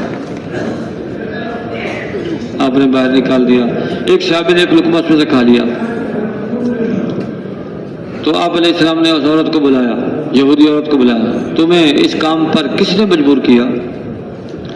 اس نے کہا مجھے کسی نے مجبور نہیں کیا، میں تو خالی یہ دیکھنا چاہتی تھی اگر آپ حق نبی ہیں تو میرے اس زہر میں لانے سے آپ کو کوئی نقصان نہیں ہوگا، اور اگر آپ حق نبی نہیں ہیں تو آپ سے ہماری جان چھوٹ جائے گی، اس لیے ملا ہے۔ آپ نے فرمایا جاؤ، معافی، اس کو معاف کر دیا۔ اور وہ صحابی جنہوں نے گوشت کھا لیا تھا تو اس کا زہر کا اثر ظاہر ہوا اور وہ صحابی فوت ہو گئے، پھر اس کے بدلے میں اس یہودیہ کو اللہ کے نبی نے قصاص میں قتل کیا، اپنے ذات کے اعتبار سے معاف کر دیا۔ اللہ کے نبی نے ساری زندگی کبھی کسی سے بدلہ نہیں لیا، اور ساری زندگی میں کبھی کسی عورت کو ازواج مطہرات میں کسی کو مارا نہیں ہے، ساری زندگی۔ یہ اللہ کے نبی کا سلوک ہے، گھر والوں کے ساتھ حسن معاملہ ہے، اور بازار والوں کے ساتھ حسن سلوک ہے، پڑوسیوں کے ساتھ حسن سلوک ہے، رشتہ داروں کے ساتھ حسن سلوک ہے، ہر ایک کے ساتھ بھلائی۔ بھائیو، یہ بھلائی ہی دین دنیا میں جو پھیلا ہے وہ نبیوں کے اخلاق سے پھیلا ہے، نبی والے اخلاق سے۔ آپ علیہ السلام جب مکے میں فاتحانہ داخل ہوئے سن 8 ہجری میں تو 20 سال گزرے تھے، 13 سال مکے میں، 7 سال مدینے میں، سن 8 ہجری میں مکہ فتح ہوا۔ 20 سال تک مکے والوں نے ظلم کیا آپ پر، مکے کے اندر رہتے ہوئے ظلم کیا، اور جب مدینے میں تشریف لے آئے پھر وہاں غزوہ بدر، غزوہ احد، غزوہ خندق، یہ غزوات کہ آپ کا کلا کما کر دو، ان کو صفحہ ہستی سے مٹا دو۔ لیکن اللہ کے نبی جو ہے، اللہ کے نبی جو فاتحانہ داخل ہوئے، اب مکے والے ڈر گئے کہ آج تو اللہ کے نبی پتہ نہیں کیا کر دیں گے، اینٹ سے اینٹ بجا دیں گے، ہم نے 20 سال ظلم کیا ہے، 20 سال کے ظالم ہیں، اللہ کے نبی کا کیا سلوک ہے۔ جب مکے والے جمع ہو گئے، اللہ کے نبی نے فرمایا تم نے فلاں موقع پہ میرے اوپر یہ ظلم کیا، فلاں موقع پہ یہ ظلم کیا، فلاں موقع پہ، اب بتاؤ تمہارے ساتھ کیا کروں۔ کہنے لگے آپ کریم ہیں، کریم باپ کے بیٹے ہیں، آپ ہمیں معاف کر دیں۔ بس معافی مانگی، اللہ کے نبی نے معاف کر دی کہ چلو ٹھیک ہے، جو بیت اللہ میں آ جائے گا اس کو معافی، جو ابو سفیان کے گھر میں داخل ہو جائے گا اس کو معافی، جو اپنے گھر کا دروازہ بند کر لے گا اس کو بھی معافی۔ عام معافی کا اعلان ہو۔ ہندا جیسی سخت دل عورت جس نے آپ کے چچا کا کلیجہ چبایا تھا، تو وہ بھی ڈر رہی، پتہ نہیں آج کیا ہوتا ہے، مکے والے پر پتہ نہیں کیا ظلم کریں گے آج مسلمان۔ لیکن کوئی ظلم کی آواز کہیں سے نہیں آ رہی۔ شام کا وقت ہوا، تھوڑا باہر نکلی، کوئی آواز سننے میں نہیں آئی۔ ہوتے ہوتے بیت اللہ آئی، کیا دیکھتی ہیں کہ کوئی نماز میں کھڑا ہے، کوئی سجدے میں ہے، کوئی دعا میں ہے، کوئی گڑگڑا رہا ہے، اللہ کے سامنے رو رہا ہے، کہ اتنی عبادت بیت اللہ میں ہوتی ہوئی دیکھی کہ اس سے پہلے شاید ہی کبھی بیت اللہ میں اتنی بات ہوئی۔ بس اللہ نے دل بدل دیا۔ جب ابو سفیان مسلمان ہوئے تو ان کو گھیرایا، ان کی مونچھیں پکڑ لی، ان کے اوپر بچھڑ کے بیٹھ گئی کہ بزدل کہیں کہ تو بھی مسلمان ہو گیا، ایسی سخت دل۔ لیکن جب مکہ فتح ہوا، اللہ کے نبی کا سلوک دیکھا، صحابہ کا سلوک دیکھا، تو پھر دل بدل گیا۔ اللہ کے نبی نے مردوں سے بیعت لی، پھر عورتوں سے بیعت لی، تو ہندا کو ڈر تھا کہ مجھے قتل نہ کر دیا جائے، چپکے سے آ کے شکل بدل کے، بھیس بدل کے آ کے عورتوں میں بیٹھ گئی۔ آپ نے پھر عورتوں سے بیعت لی کہ ہم شرک نہیں کریں، اللہ کے ساتھ کسی کو شریک نہیں ٹھہرائیں گے، اور کسی پر ظلم نہیں کریں گے، اور چوری نہیں کریں گے۔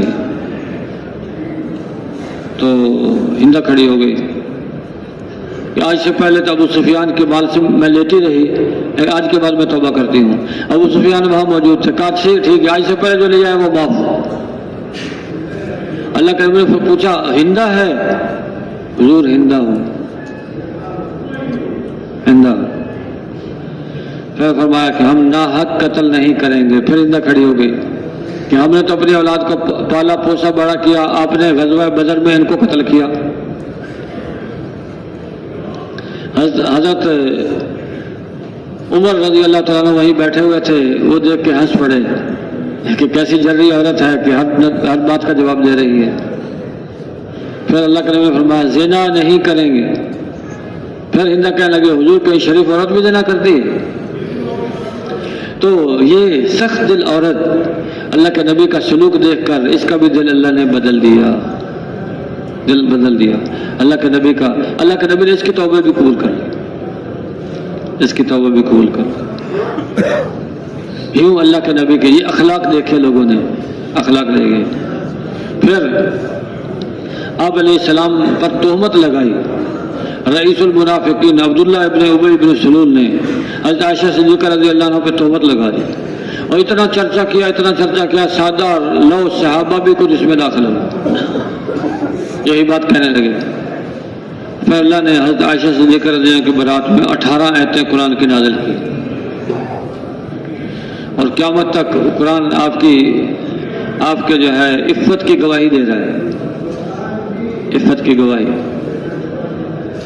تو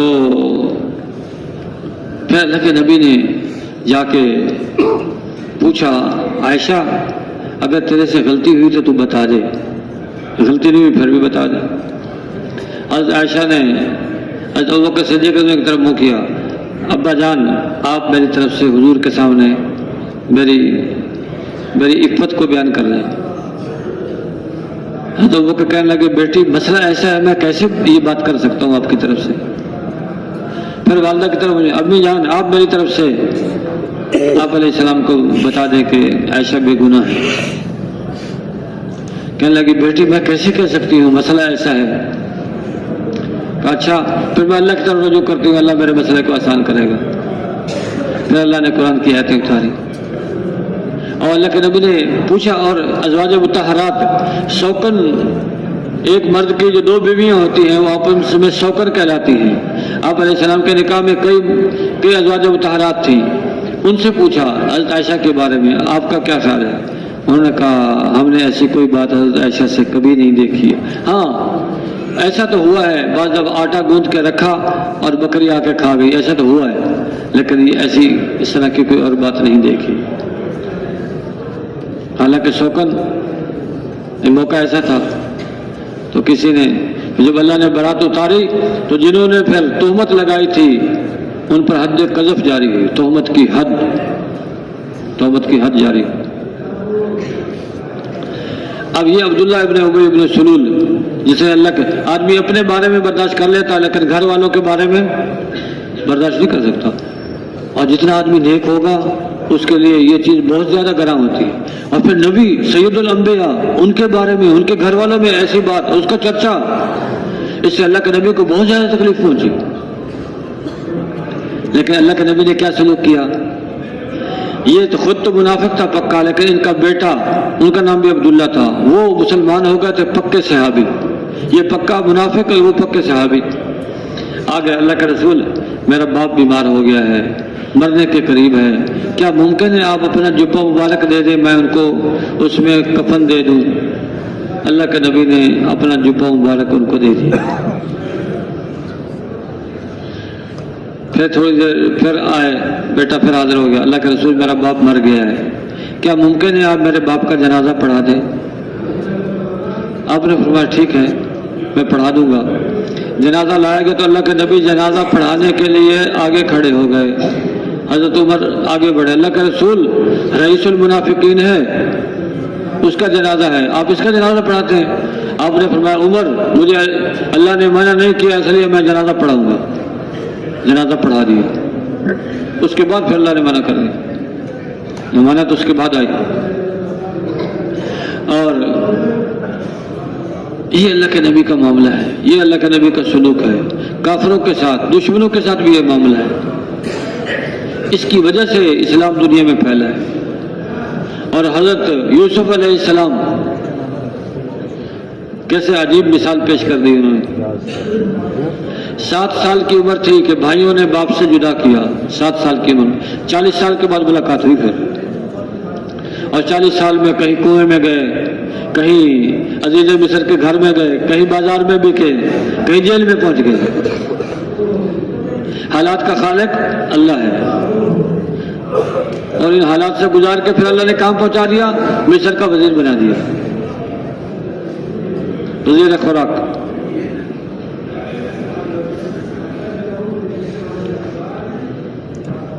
کیسے پہنچے وزارت پر؟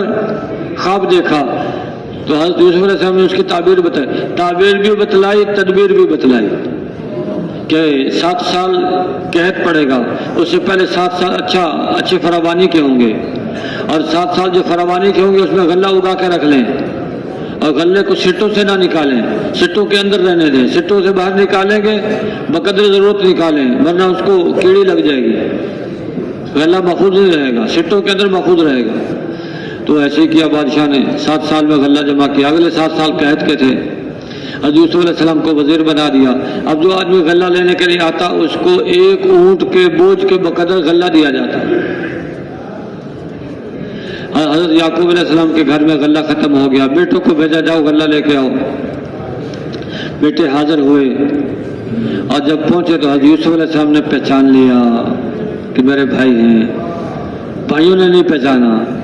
حضرت یوسف علیہ السلام نے بتایا کیوں نہیں؟ اللہ کا حکم نہیں تھا اس لیے بتایا نہیں۔ حضرت یوسف علیہ السلام نے فرمایا عمر مجھے اللہ نے منع نہیں کیا اس لیے بتایا نہیں۔ 7 سال کے بعد جب جنازہ پڑھا دیا، 7 سال کے بعد جب تو ان کو ٹھہرایا، اعزاز و اکرام کیا، شاہی مہمان بنایا، غلہ دیا، غلہ دے کے اعزاز و اکرام کے ساتھ روانہ کیا۔ بھائیوں نے دیکھا کہ یہ عزیز مصر تو ہمارے پر بڑا جو ہے مہربان ہے، کہنے لگے ہمارا ایک بھائی اور بھی ہے، اس کا ایک بھائی گم ہو گیا تھا، اس لیے والد نے اس کو ہمارے ساتھ نہیں بھیجا، اگر اس کے حصے کا بھی غلہ دے دیں۔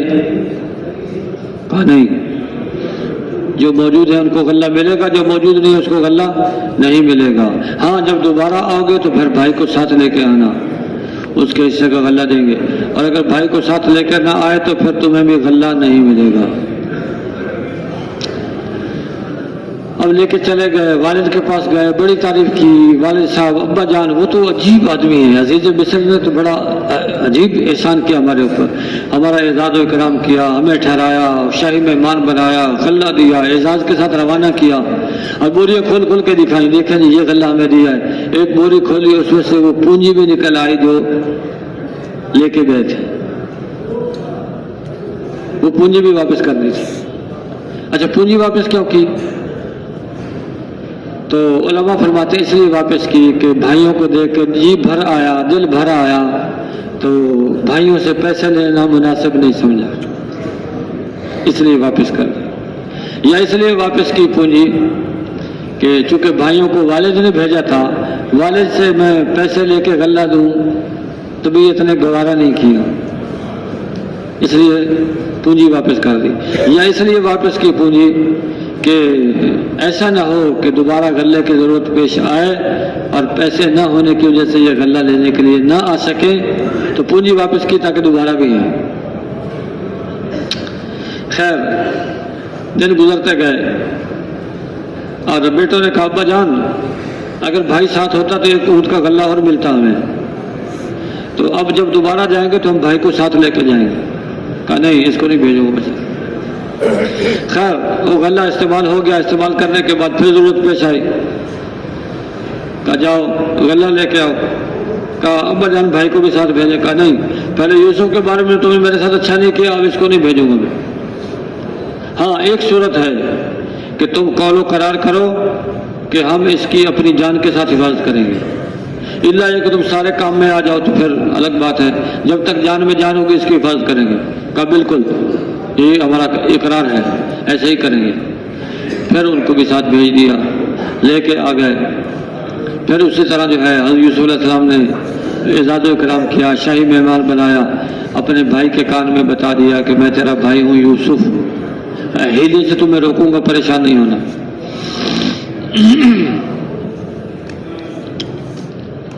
اور پھر ان کو غلہ دیا، غلہ دے کے اعزاز و اکرام کے ساتھ روانہ کیا۔ روانہ کر کے تھوڑی دور ہی گئے تھے، پیچھے سے ایک آدمی نے آواز دی، او قافلے والو تم ہمارے چور ہو۔ بھائی کیوں؟ ہم تو شریف آدمی ہیں، غلہ لینے آئے تھے، غلہ لے کے جا رہے ہیں۔ نہیں بادشاہ کا پیمانہ گم ہو گیا، تمہارے پاس ہے۔ بھائی ہمارے پاس نہیں ہے کہ اگر نکل آیا پھر اگر ہمارے سامان میں سے نکل آیا تو جس کے سامان میں نکلے اسی کو تم لوگ رکھ لینا، کیونکہ حضرت یعقوب علیہ السلام کی شریعت میں یہ تھا کہ جس سے چوری برآمد ہو جاتی تو وہ جس کی چوری کیا ہے اس کو 1 سال کے لیے رکھ لیتا تھا، اور عزیز مصر کی حکومت میں یہ قانون نہیں تھا، یہ اصلی انہوں نے اپنے اعتبار سے یہ قانون بتایا۔ وہ تو رکھا ہوا تھا انہوں نے خود ہی غلے کے اندر پیمانہ، بوریاں کھولتے گئے، جب حضرت یوسف علیہ السلام کے بھائی کی بوری کھولی اس میں سے پیمانہ نکل آیا، اس کو تو ہم روکیں گے اب۔ پھر بھائی محنت کرنے لگے کہ نہیں یہ ہمارا بھائی ہے اور والد صاحب نے بڑے قول و قرار کے ساتھ بھیجا ہے، ہم آپ سے معافی مانگتے ہیں، اس کو ہمارے ساتھ رہنے دیں، ہم 10 میں سے جس کو چاہیں آپ رکھ لیں۔ نہیں یہ کیسے ہو سکتا ہے؟ چوری برآمد کسی سے ہو، سزا کسی کو ملے، کرے کوئی بھرے کوئی، ایسا نہیں ہو سکا، ایسا نہیں ہو سکتا، جس سے چوری برآمد اسی کو روکیں گے۔ بڑے بھائی نے کہا میں تو والد کے سامنے جا نہیں سکتا، قول و قرار کر کے آیا تھا، یا بھائی کو لے کے جاؤں گا یا نہیں جاؤں گا، تم نے جانا تو جاؤ، والد کو جا کے بتا دو بیٹے نے چوری کر لی۔ باقی بھائی آ گئے اور والد صاحب کے پاس آئے، بڑی پریشانی کا اظہار کیا کہ وہ تو آپ کے بیٹے نے چوری کر لی، اس لیے اس کو عزیز مصر نے روک لیا ہے، اور بڑے بھائی شرمندگی کی وجہ سے نہیں آئے۔ حضرت یعقوب علیہ السلام نے فرمایا جاؤ یوسف کو بھی تلاش کرو، اس کے بھائی کو بھی تلاش کرو۔ اب بھائی بیٹھ گیا، اب کیا کریں؟ والد نے فرما دیا ہے تو کہنے لگے کہ چلتے ہیں پہلے یوسف تو پتہ نہیں زندہ ہے پتہ نہیں فوت ہو گیا ہے، اسی بھائی کی دوبارہ کوشش کرتے ہیں جس کا ہمیں معلوم ہے کہ فلاں جگہ ہے۔ واپس آ گئے، پھر منت خوشامد کی کہ والد صاحب بہت پریشان ہیں اور آپ مہربانی کریں اس کو چھوڑ دیں، ہم آپ کی منت کرتے ہیں۔ تو انہوں نے کہا اچھا تم یہ بتاؤ تمہارا ایک بھائی تھا یوسف، تم نے اس کے ساتھ کیا کیا تھا؟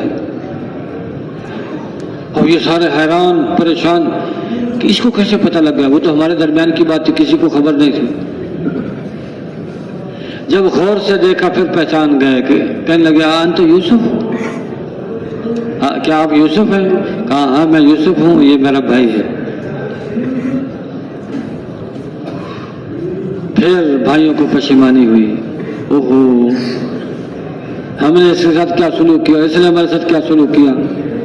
کہا بھائی ہمارے سے غلطی ہو گئی، ہم نے آپ کے ساتھ جو ناروا سلوک کیا ہے تو وہ ہمیں معاف کر دینا۔ اچھا ایسے کہ ہم ہوتے تو کیا کرتے؟ حضرت یوسف علیہ السلام نے کیا سلوک کیا؟ ایک ہی جملے میں معاف کر دیا، لا تثریب علیکم اليوم، آج کے دن تمہارے اوپر کوئی حرج نہیں ہے، تم تو میرے بھائی ہو، وہ تو شیطان ہمارے درمیان آ گیا تھا، سب کو معاف کر دیا، ایک جملے میں معاف کر دیا۔ اور والد صاحب کی روتے روتے بینائی چلی گئی تھی، کہ والد کا یہ حال ہے، کہ یہ میرا کرتا لے جاؤ اور والد کو کہو اپنی آنکھوں پہ پھر اس کی بینائی لوٹائے گی، اور پھر تم سارے گھر والے یہاں میرے پاس آ جاؤ۔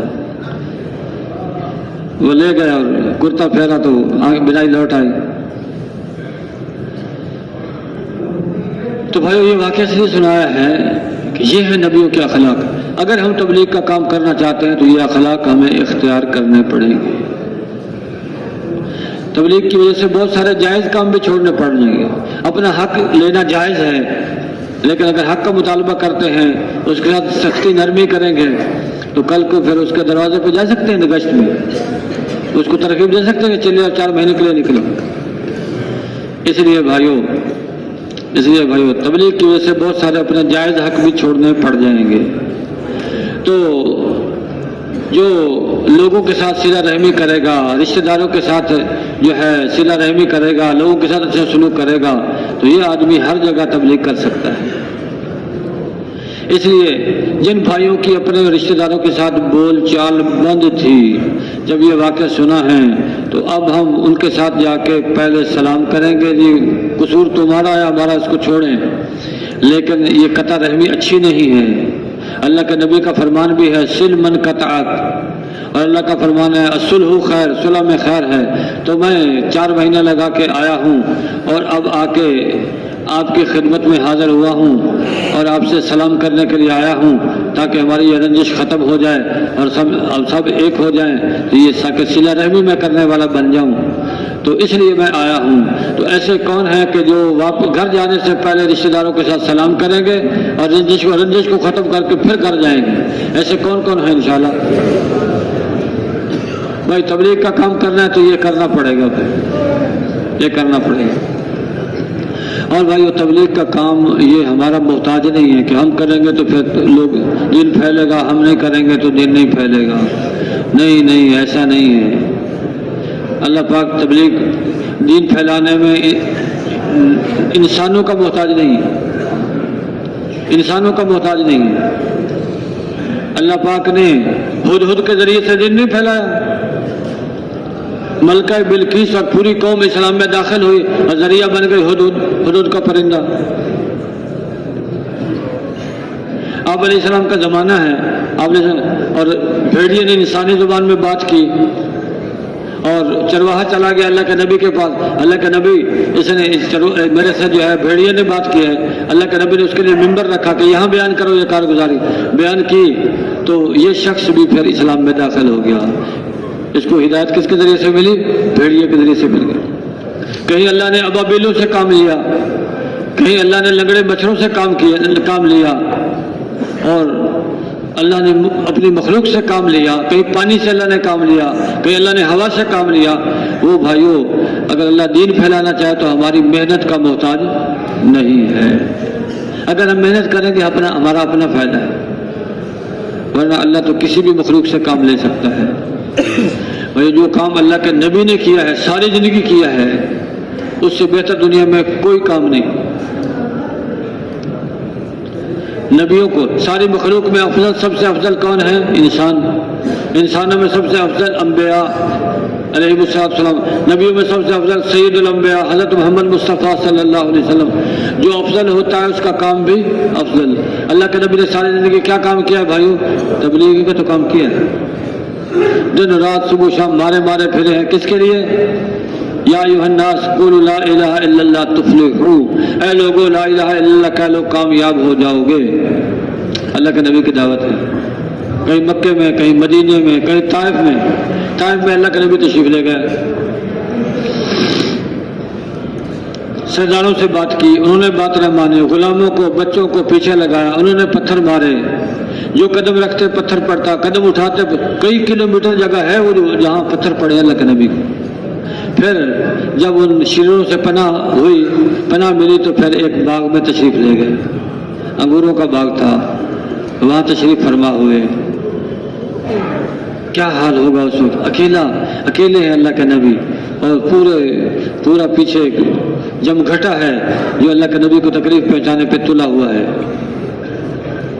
تو یہ باغ اللہ کے نبی کے رشتہ داروں کا تھا، رشتہ دار بھی تھے دشمن بھی تھے، ان کو بھی اللہ کے نبی کی حالت دیکھ کے ترس آ گیا۔ اپنا غلام تھا اداس، اس کو انگوروں کا خوشہ دے کر بھیجا، وہ جو مسافر بیٹھا ہوا ہے یہ خوشہ لے جاؤ، ان کو پیش کرو ہماری طرف سے۔ اداس حاضر ہو گیا، اللہ کے رسول میرے آقا نے یہ خوشہ بھیجا ہے انگوروں کا آپ کے لیے، اس کو تناول فرما لیں۔ آپ نے بسم اللہ پڑھ کے ہاتھ بڑھایا تو اس نے کہا اے شخص یہ تم نے کیا پڑھا؟ یہاں کے لوگ تو یہ نہیں پڑھتے۔ آپ نے پوچھا آپ کہاں کے رہنے والے ہیں؟ اداس نے کہا جی میں نینوا بستی کا رہنے والا ہوں۔ نینوا؟ آپ نے اچھا وہ نینوا بستی جہاں کے رہنے والے میرے بھائی حضرت یونس بن متیٰ علیہ السلام تھے، یہ اور زیادہ حیران ہوا کہ آپ اس کو کیسے جانتے ہیں؟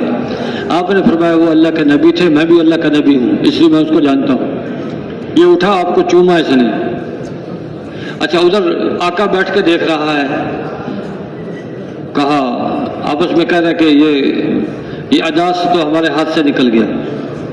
جب واپس آیا اداس کو کہا آقا نے پاگل ہو گیا تھا، اتنے عرصے سے ہمارے پاس ہے، ابھی ہمارے تو ہاتھ پیر چومے نہیں اور اس شخص کے جاتے ہی ہاتھ پیر چومنے شروع کر دیے۔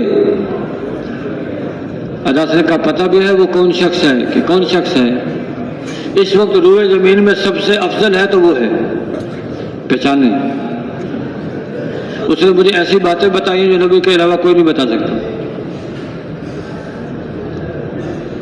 اداس جی یہ تکلیف اللہ کے نبی نے کس لیے برداشت کی ہے؟ اللہ کا دین دنیا میں بلند ہو جائے۔ اپنی جان کی پرواہ نہیں ہے، لیکن اللہ کا دین دنیا میں پہنچ جائے اور میرا ایک امتی دوزخ کی آگ سے بچ کے جنت میں جانے والا بن جائے، یہ فکر ہے۔ ان کے لیے بددعا نہیں فرمائی۔ اگر یہ اسلام قبول نہیں کرتے ان کے اولاد میں سے لوگ اسلام قبول کریں۔ شعب ابی طالب میں 3 سال تک بند ہونا پڑا، 3 سال۔ کیوں؟ آپ دعوت دیتے ہیں، آپ جس کی بات کریں ہمارے بتوں کے بارے میں کچھ نہ کہیں اور ہمارے والدین کے بارے میں کچھ نہ کہیں، لیکن اللہ کے نبی دعوت دیتے تھے کہ ان بتوں سے نہیں ہوتا، اللہ سے ہوتا ہے، اللہ کو مانو بتوں کو چھوڑو۔ اللہ کے نبی کی دعوت یہ تھی، تو تکلیفیں دی۔ 3 سال تک شعب ابی طالب میں بند، تکلیف برداشت کی۔ کہیں مکے کے اندر اللہ کے نبی کھلے طور پر لوگوں کو دین کی بات نہیں کر سکتے، چپ کے اللہ کے نبی حضرت ارقم رضی اللہ عنہ کے گھر میں جمع ہوتے صحابہ کے ساتھ، وہاں ان کو نماز سکھاتے، سورۃ فاتحہ اور مختلف چیزیں سکھاتے تھے۔ اور جب اللہ کے نبی ہجرت کر کے مدینہ آئے وہاں بھی چین سے نہیں رہنے دیا، اور مکے کے اندر راستوں پہ لوگ بٹھا رکھے تھے. جب کوئی مسافر باہر سے اندر داخل ہوتا کہتے دیکھو یہاں ایک شخص ہے جادوگر نعوذ باللہ، اس کی بات نہیں سننی. اور ایک آدمی اتنا مشہور کیا کہ یہ جادوگر ہے، یہ مشہور ہے، اور یہ ساحر ہے، اور یہ مجنون ہے نعوذ باللہ. ایک آدمی بہت دور سے آیا، آپ کی خدمت میں حاضر ہوا کہ میں نے سنا ہے عبد المطلب کا پوتا ہے، عبداللہ کا بیٹا ہے، اور اس کی ماں بھی فوت ہو گئی ہے، اس کا باپ بھی فوت ہو گیا ہے، اور وہ اس پہ جنون کا سحر کا اثر ہو گیا ہے، اور میں اس کا علاج اچھی طرح کرنا جانتا ہوں.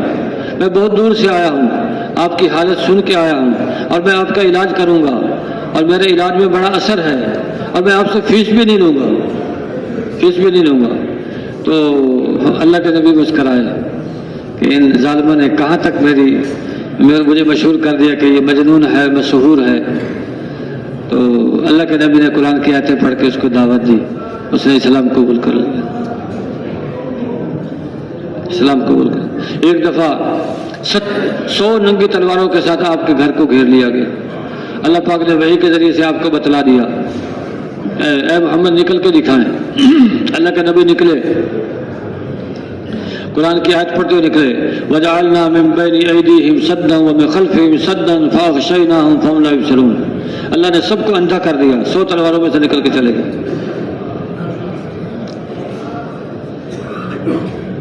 یہ حالات ہیں مکے کے اندر، لیکن تبلیغ کا کام جاری ہے.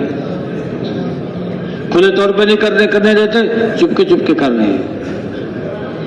مکے میں نہیں کرنے دیتے، مدینہ تشریف لے گئے. اللہ کا حکم آیا، مدینہ ہجرت کر لی، مکہ سے مدینہ تشریف لے گئے. سراقہ ابن مالک گھوڑا دوڑا کے آیا آپ کو پکڑنے کے لیے، اللہ کے نبی نے بد دعا کی، وہیں گھوڑا زمین میں دھس گیا. ان حالات 3 دن تک شابے 3 دن تک جو ہے غار میں چھپے رہے. 3 دن کے بعد نکل کے مدینہ تشریف لے گئے. مدینے والوں نے آپ کی دعوت کو قبول کی. پہلے دن مدینے میں پھیلا ہے، پھر دن مکے میں آیا ہے. مدینے میں آپ تشریف لے گئے، حضرت سلمان فارسی رضی اللہ عنہ حاضر ہوئے. اللہ کے رسول میں تو آپ کے ہاتھ پہ بیعت کرنے کے لیے چلا تھا گھر سے، اور چلتے چلاتے آ رہا تھا. ایک قافلے کے ساتھ ملا کہ میں مدینہ پہنچ کے آپ کے ہاتھ پہ بیعت کروں. انہوں نے مجھے غلام بنا کے بیچ دیا، 10 سے زیادہ جگہ بکا ہوں. اب میں ایک یہودی کا غلام ہوں، اس یہودی کے پاس رہتا ہوں، اور مجھے آپ کی خبر ملی، میں چپکے سے آیا ہوں، آپ کے ہاتھ پہ اسلام قبول کیا. آپ نے فرمایا یہودی کو کہو تمہارے سے بدلے کتابت لے لے اور تمہیں آزاد کر دے. جا کے بات کی کہ ٹھیک ہے میں آپ کو آزاد کرتا ہوں، اتنا سونا لے کے آؤ اور 300 کھجوروں کا درخت لگاؤ. حاضر ہو گئے اور چہرہ مرجھایا ہوا ہے. اللہ کے رسول میری زندگی بیت جائے گی میں آزاد نہیں ہوں گا. اسے شرط ایسی لگا دی ہے، کہا اتنا سونا لاؤ. حضور سونا کہاں سے لاؤں گا میں، اور اتنے درخت کھجوروں کے اگاؤ. کھجور کا درخت تو بہت دیر سے پھل لیتا ہے، اگے گا، بڑا ہوگا، پھر وہ پھل لے گا. میری زندگی بیت جائے گی میں آزاد نہیں ہوں گا. فرمایا یہ سونا لے جاؤ، اس کو جا کے تلوا لو. حضور یہ تو تھوڑا سا ہے، اس نے تو بہت زیادہ مانگا. تلواؤ تو صحیح، دیکھو تو صحیح. جب تلوایا تو اتنا نکلا جتنا اس نے مانگا تھا. سونا دے دیا. صحابہ سے پوچھا تمہارے پاس کھجوریں ہیں؟ فرمایا جاؤ 300 کھجوروں کے گڑھے کھودو. حضرت سلمان فارسی نے گڑھے کھودے. آپ علیہ السلام نے اپنے دست مبارک سے گٹھلیاں وہاں بو دی تو 300 درخت اگ گئے. فرمایا ان کی خدمت کرو. وہ درخت بڑے بھی ہو گئے، 1 سال کے اندر بڑے اگ بھی گئے، بڑے بھی ہو گئے، پھل بھی لگ گیا. حضرت سلمان فارسی رضی اللہ عنہ آزاد ہو گئے. یوں صحابہ نے تکلیف سے اسلام قبول کیا ہے، اور اللہ کے نبی یوں دعوت دے رہے ہیں، بےتاب ہیں. اور ایک دفعہ بیٹھ کے نماز پڑھ رہے ہیں، کسی نے کہا حضور تکلیف ہے کہیں؟ فرمایا نہیں، بھوک ہے، بھوک. ضرورتیں قربان ہوئی ہیں، اللہ کے نبی ضرورتیں قربان ہوئی، لیکن دین کی محنت میں کمی نہیں. بھائیو آج ہم خواہشات میں پڑے ہوئے ہیں، خواہشات میں. ہم خواہشات سے نکل کے حضور والی ترتیب پہ آویں. ایسا نہیں ہے کہ جو دیندار بنے گا اللہ اس کو غریب فقیر کر دے گا، نہیں، اللہ اس کی زندگی میں برکت عطا فرما دے. صحابہ میں مالدار صحابہ بھی ہیں. حضرت عبد الرحمن بن عوف رضی اللہ عنہ بہت بڑے مالدار صحابی. حضرت عمر رضی اللہ عنہ مالدار صحابی. حضرت ابوبکر صدیق رضی اللہ عنہ مالدار ہیں. تو ایسا نہیں ہے کہ جو دین پہ چلے گا غریب ہو جائے گا، نہیں، جو مقدر کا رزق ہے وہ تو ملے گا، لیکن بھائی آپ علیہ السلام کی اتباع میں جب دین کا کام کریں گے اللہ ہماری دنیا کی زندگی کو برکت والا بنا دے گا، جیسے صحابہ کی زندگی میں اللہ نے برکت ڈالی۔ یعنی اسلام قبول کرنے سے پہلے صحابہ کا حال یہ تھا 24 گھنٹے کماتے تھے، 12 مہینے کماتے تھے، ایک خرچہ تھا بیوی بچوں کا وہ پورا نہیں ہوتا تھا۔ اسلام قبول کیا تو ہر صحابی 4 مہینے کم از کم اللہ کے راستے میں نکلتا ہے، تو نکلنے کا زمانہ ہو گیا 4 مہینے، اور باقی گھر میں رہنے کا زمانہ ہو گیا 8 مہینے۔ 8 مہینے کی کمائی 4 خرچوں کو پوری ہوگی، 4 خرچے 4 گنا بڑھ گئے۔ بیوی بچوں کا خرچہ پہلے سے ہے، اللہ کے راستے میں نکلتے ہیں، گھر سے خرچہ لے کے جاتے ہیں، اور جو لوگ اسلام قبول کرتے ہیں گھر میں ٹھہراتے ہیں، ان کو دین سکھاتے ہیں، ان پہ خرچ کرتے ہیں، تیسرا خرچہ۔ اور جب یہ لوگ دین سیکھ کے واپس جاتے ہیں تو ان کو تحفے تحائف ہدایہ دیتے ہیں، 4 خرچے، تو 8 مہینے کی کمائی 4 خرچوں کو پوری آ گئی۔ یہ برکت ہے، برکت۔ آج ہم اللہ کے راستے میں نکلیں گے، آج بھی اللہ برکتوں کے دہانے کھول دے گا، دہانے کھول دے گا۔ لو ان اہل القری آمنوا واتقوا لفتحنا علیہم برکات من السماء والارض، اگر بستیوں کے لوگ ایمان اور تقوی سیکھ لیتے ہم ان کے اوپر آسمان زمین کی برکتیں کھول دیتے۔ اللہ برکتوں کے دروازے کھول دے گا آج بھی۔ اس لیے بھائی یہ کام ہمارا کام ہے، یہ محنت ہماری محنت ہے۔ آج تک کام کو کام نہ بنایا، محنت کو محنت نہ بنایا، یہ ہماری بھائیوں کمی ہے، تقصیر ہے، غلطی ہے، اس پہ توبہ کرنی ہے۔ اے اللہ ہم نے کام کو کام نہ بنایا، دین مٹتا رہا، ہم اپنے کاموں میں لگے رہے، اے اللہ اس جرم کو معاف فرما دے۔ ہم مجرم ہیں، اقرار کرتے ہیں، اے اللہ معافی کے طلبگار ہیں، ہم کو معاف فرما دے۔ اللہ سے معافی بھی مانگیں گے اور آج کے بعد اس محنت میں کمی نہیں کریں گے۔ تو تیار ہے اس کے لیے انشاءاللہ؟ چلوں کے لیے تیار ہیں یا زندگیوں کے لیے تیار ہیں؟ زندگیوں کے لیے تیار ہیں۔ بھائی چلے اس لیے مانگے جاتے ہیں کہ امت کا رخ جب دنیا کی طرف ہو گیا، علماء نے دیکھا اب ان کو کہیں دین کی طرف پھر جاؤ مشکل ہے، تو چلو تھوڑا تھوڑا وقت مانگو، شاید ایسا ایسا یہ پھر جائے ادھر۔ چلو زیادہ وقت نہیں دیتے، 3 دن دے دو، چلہ دے دو، 4 مہینے دے دو، اس لیے چلے 4 مہینے مانگے جاتے ہیں۔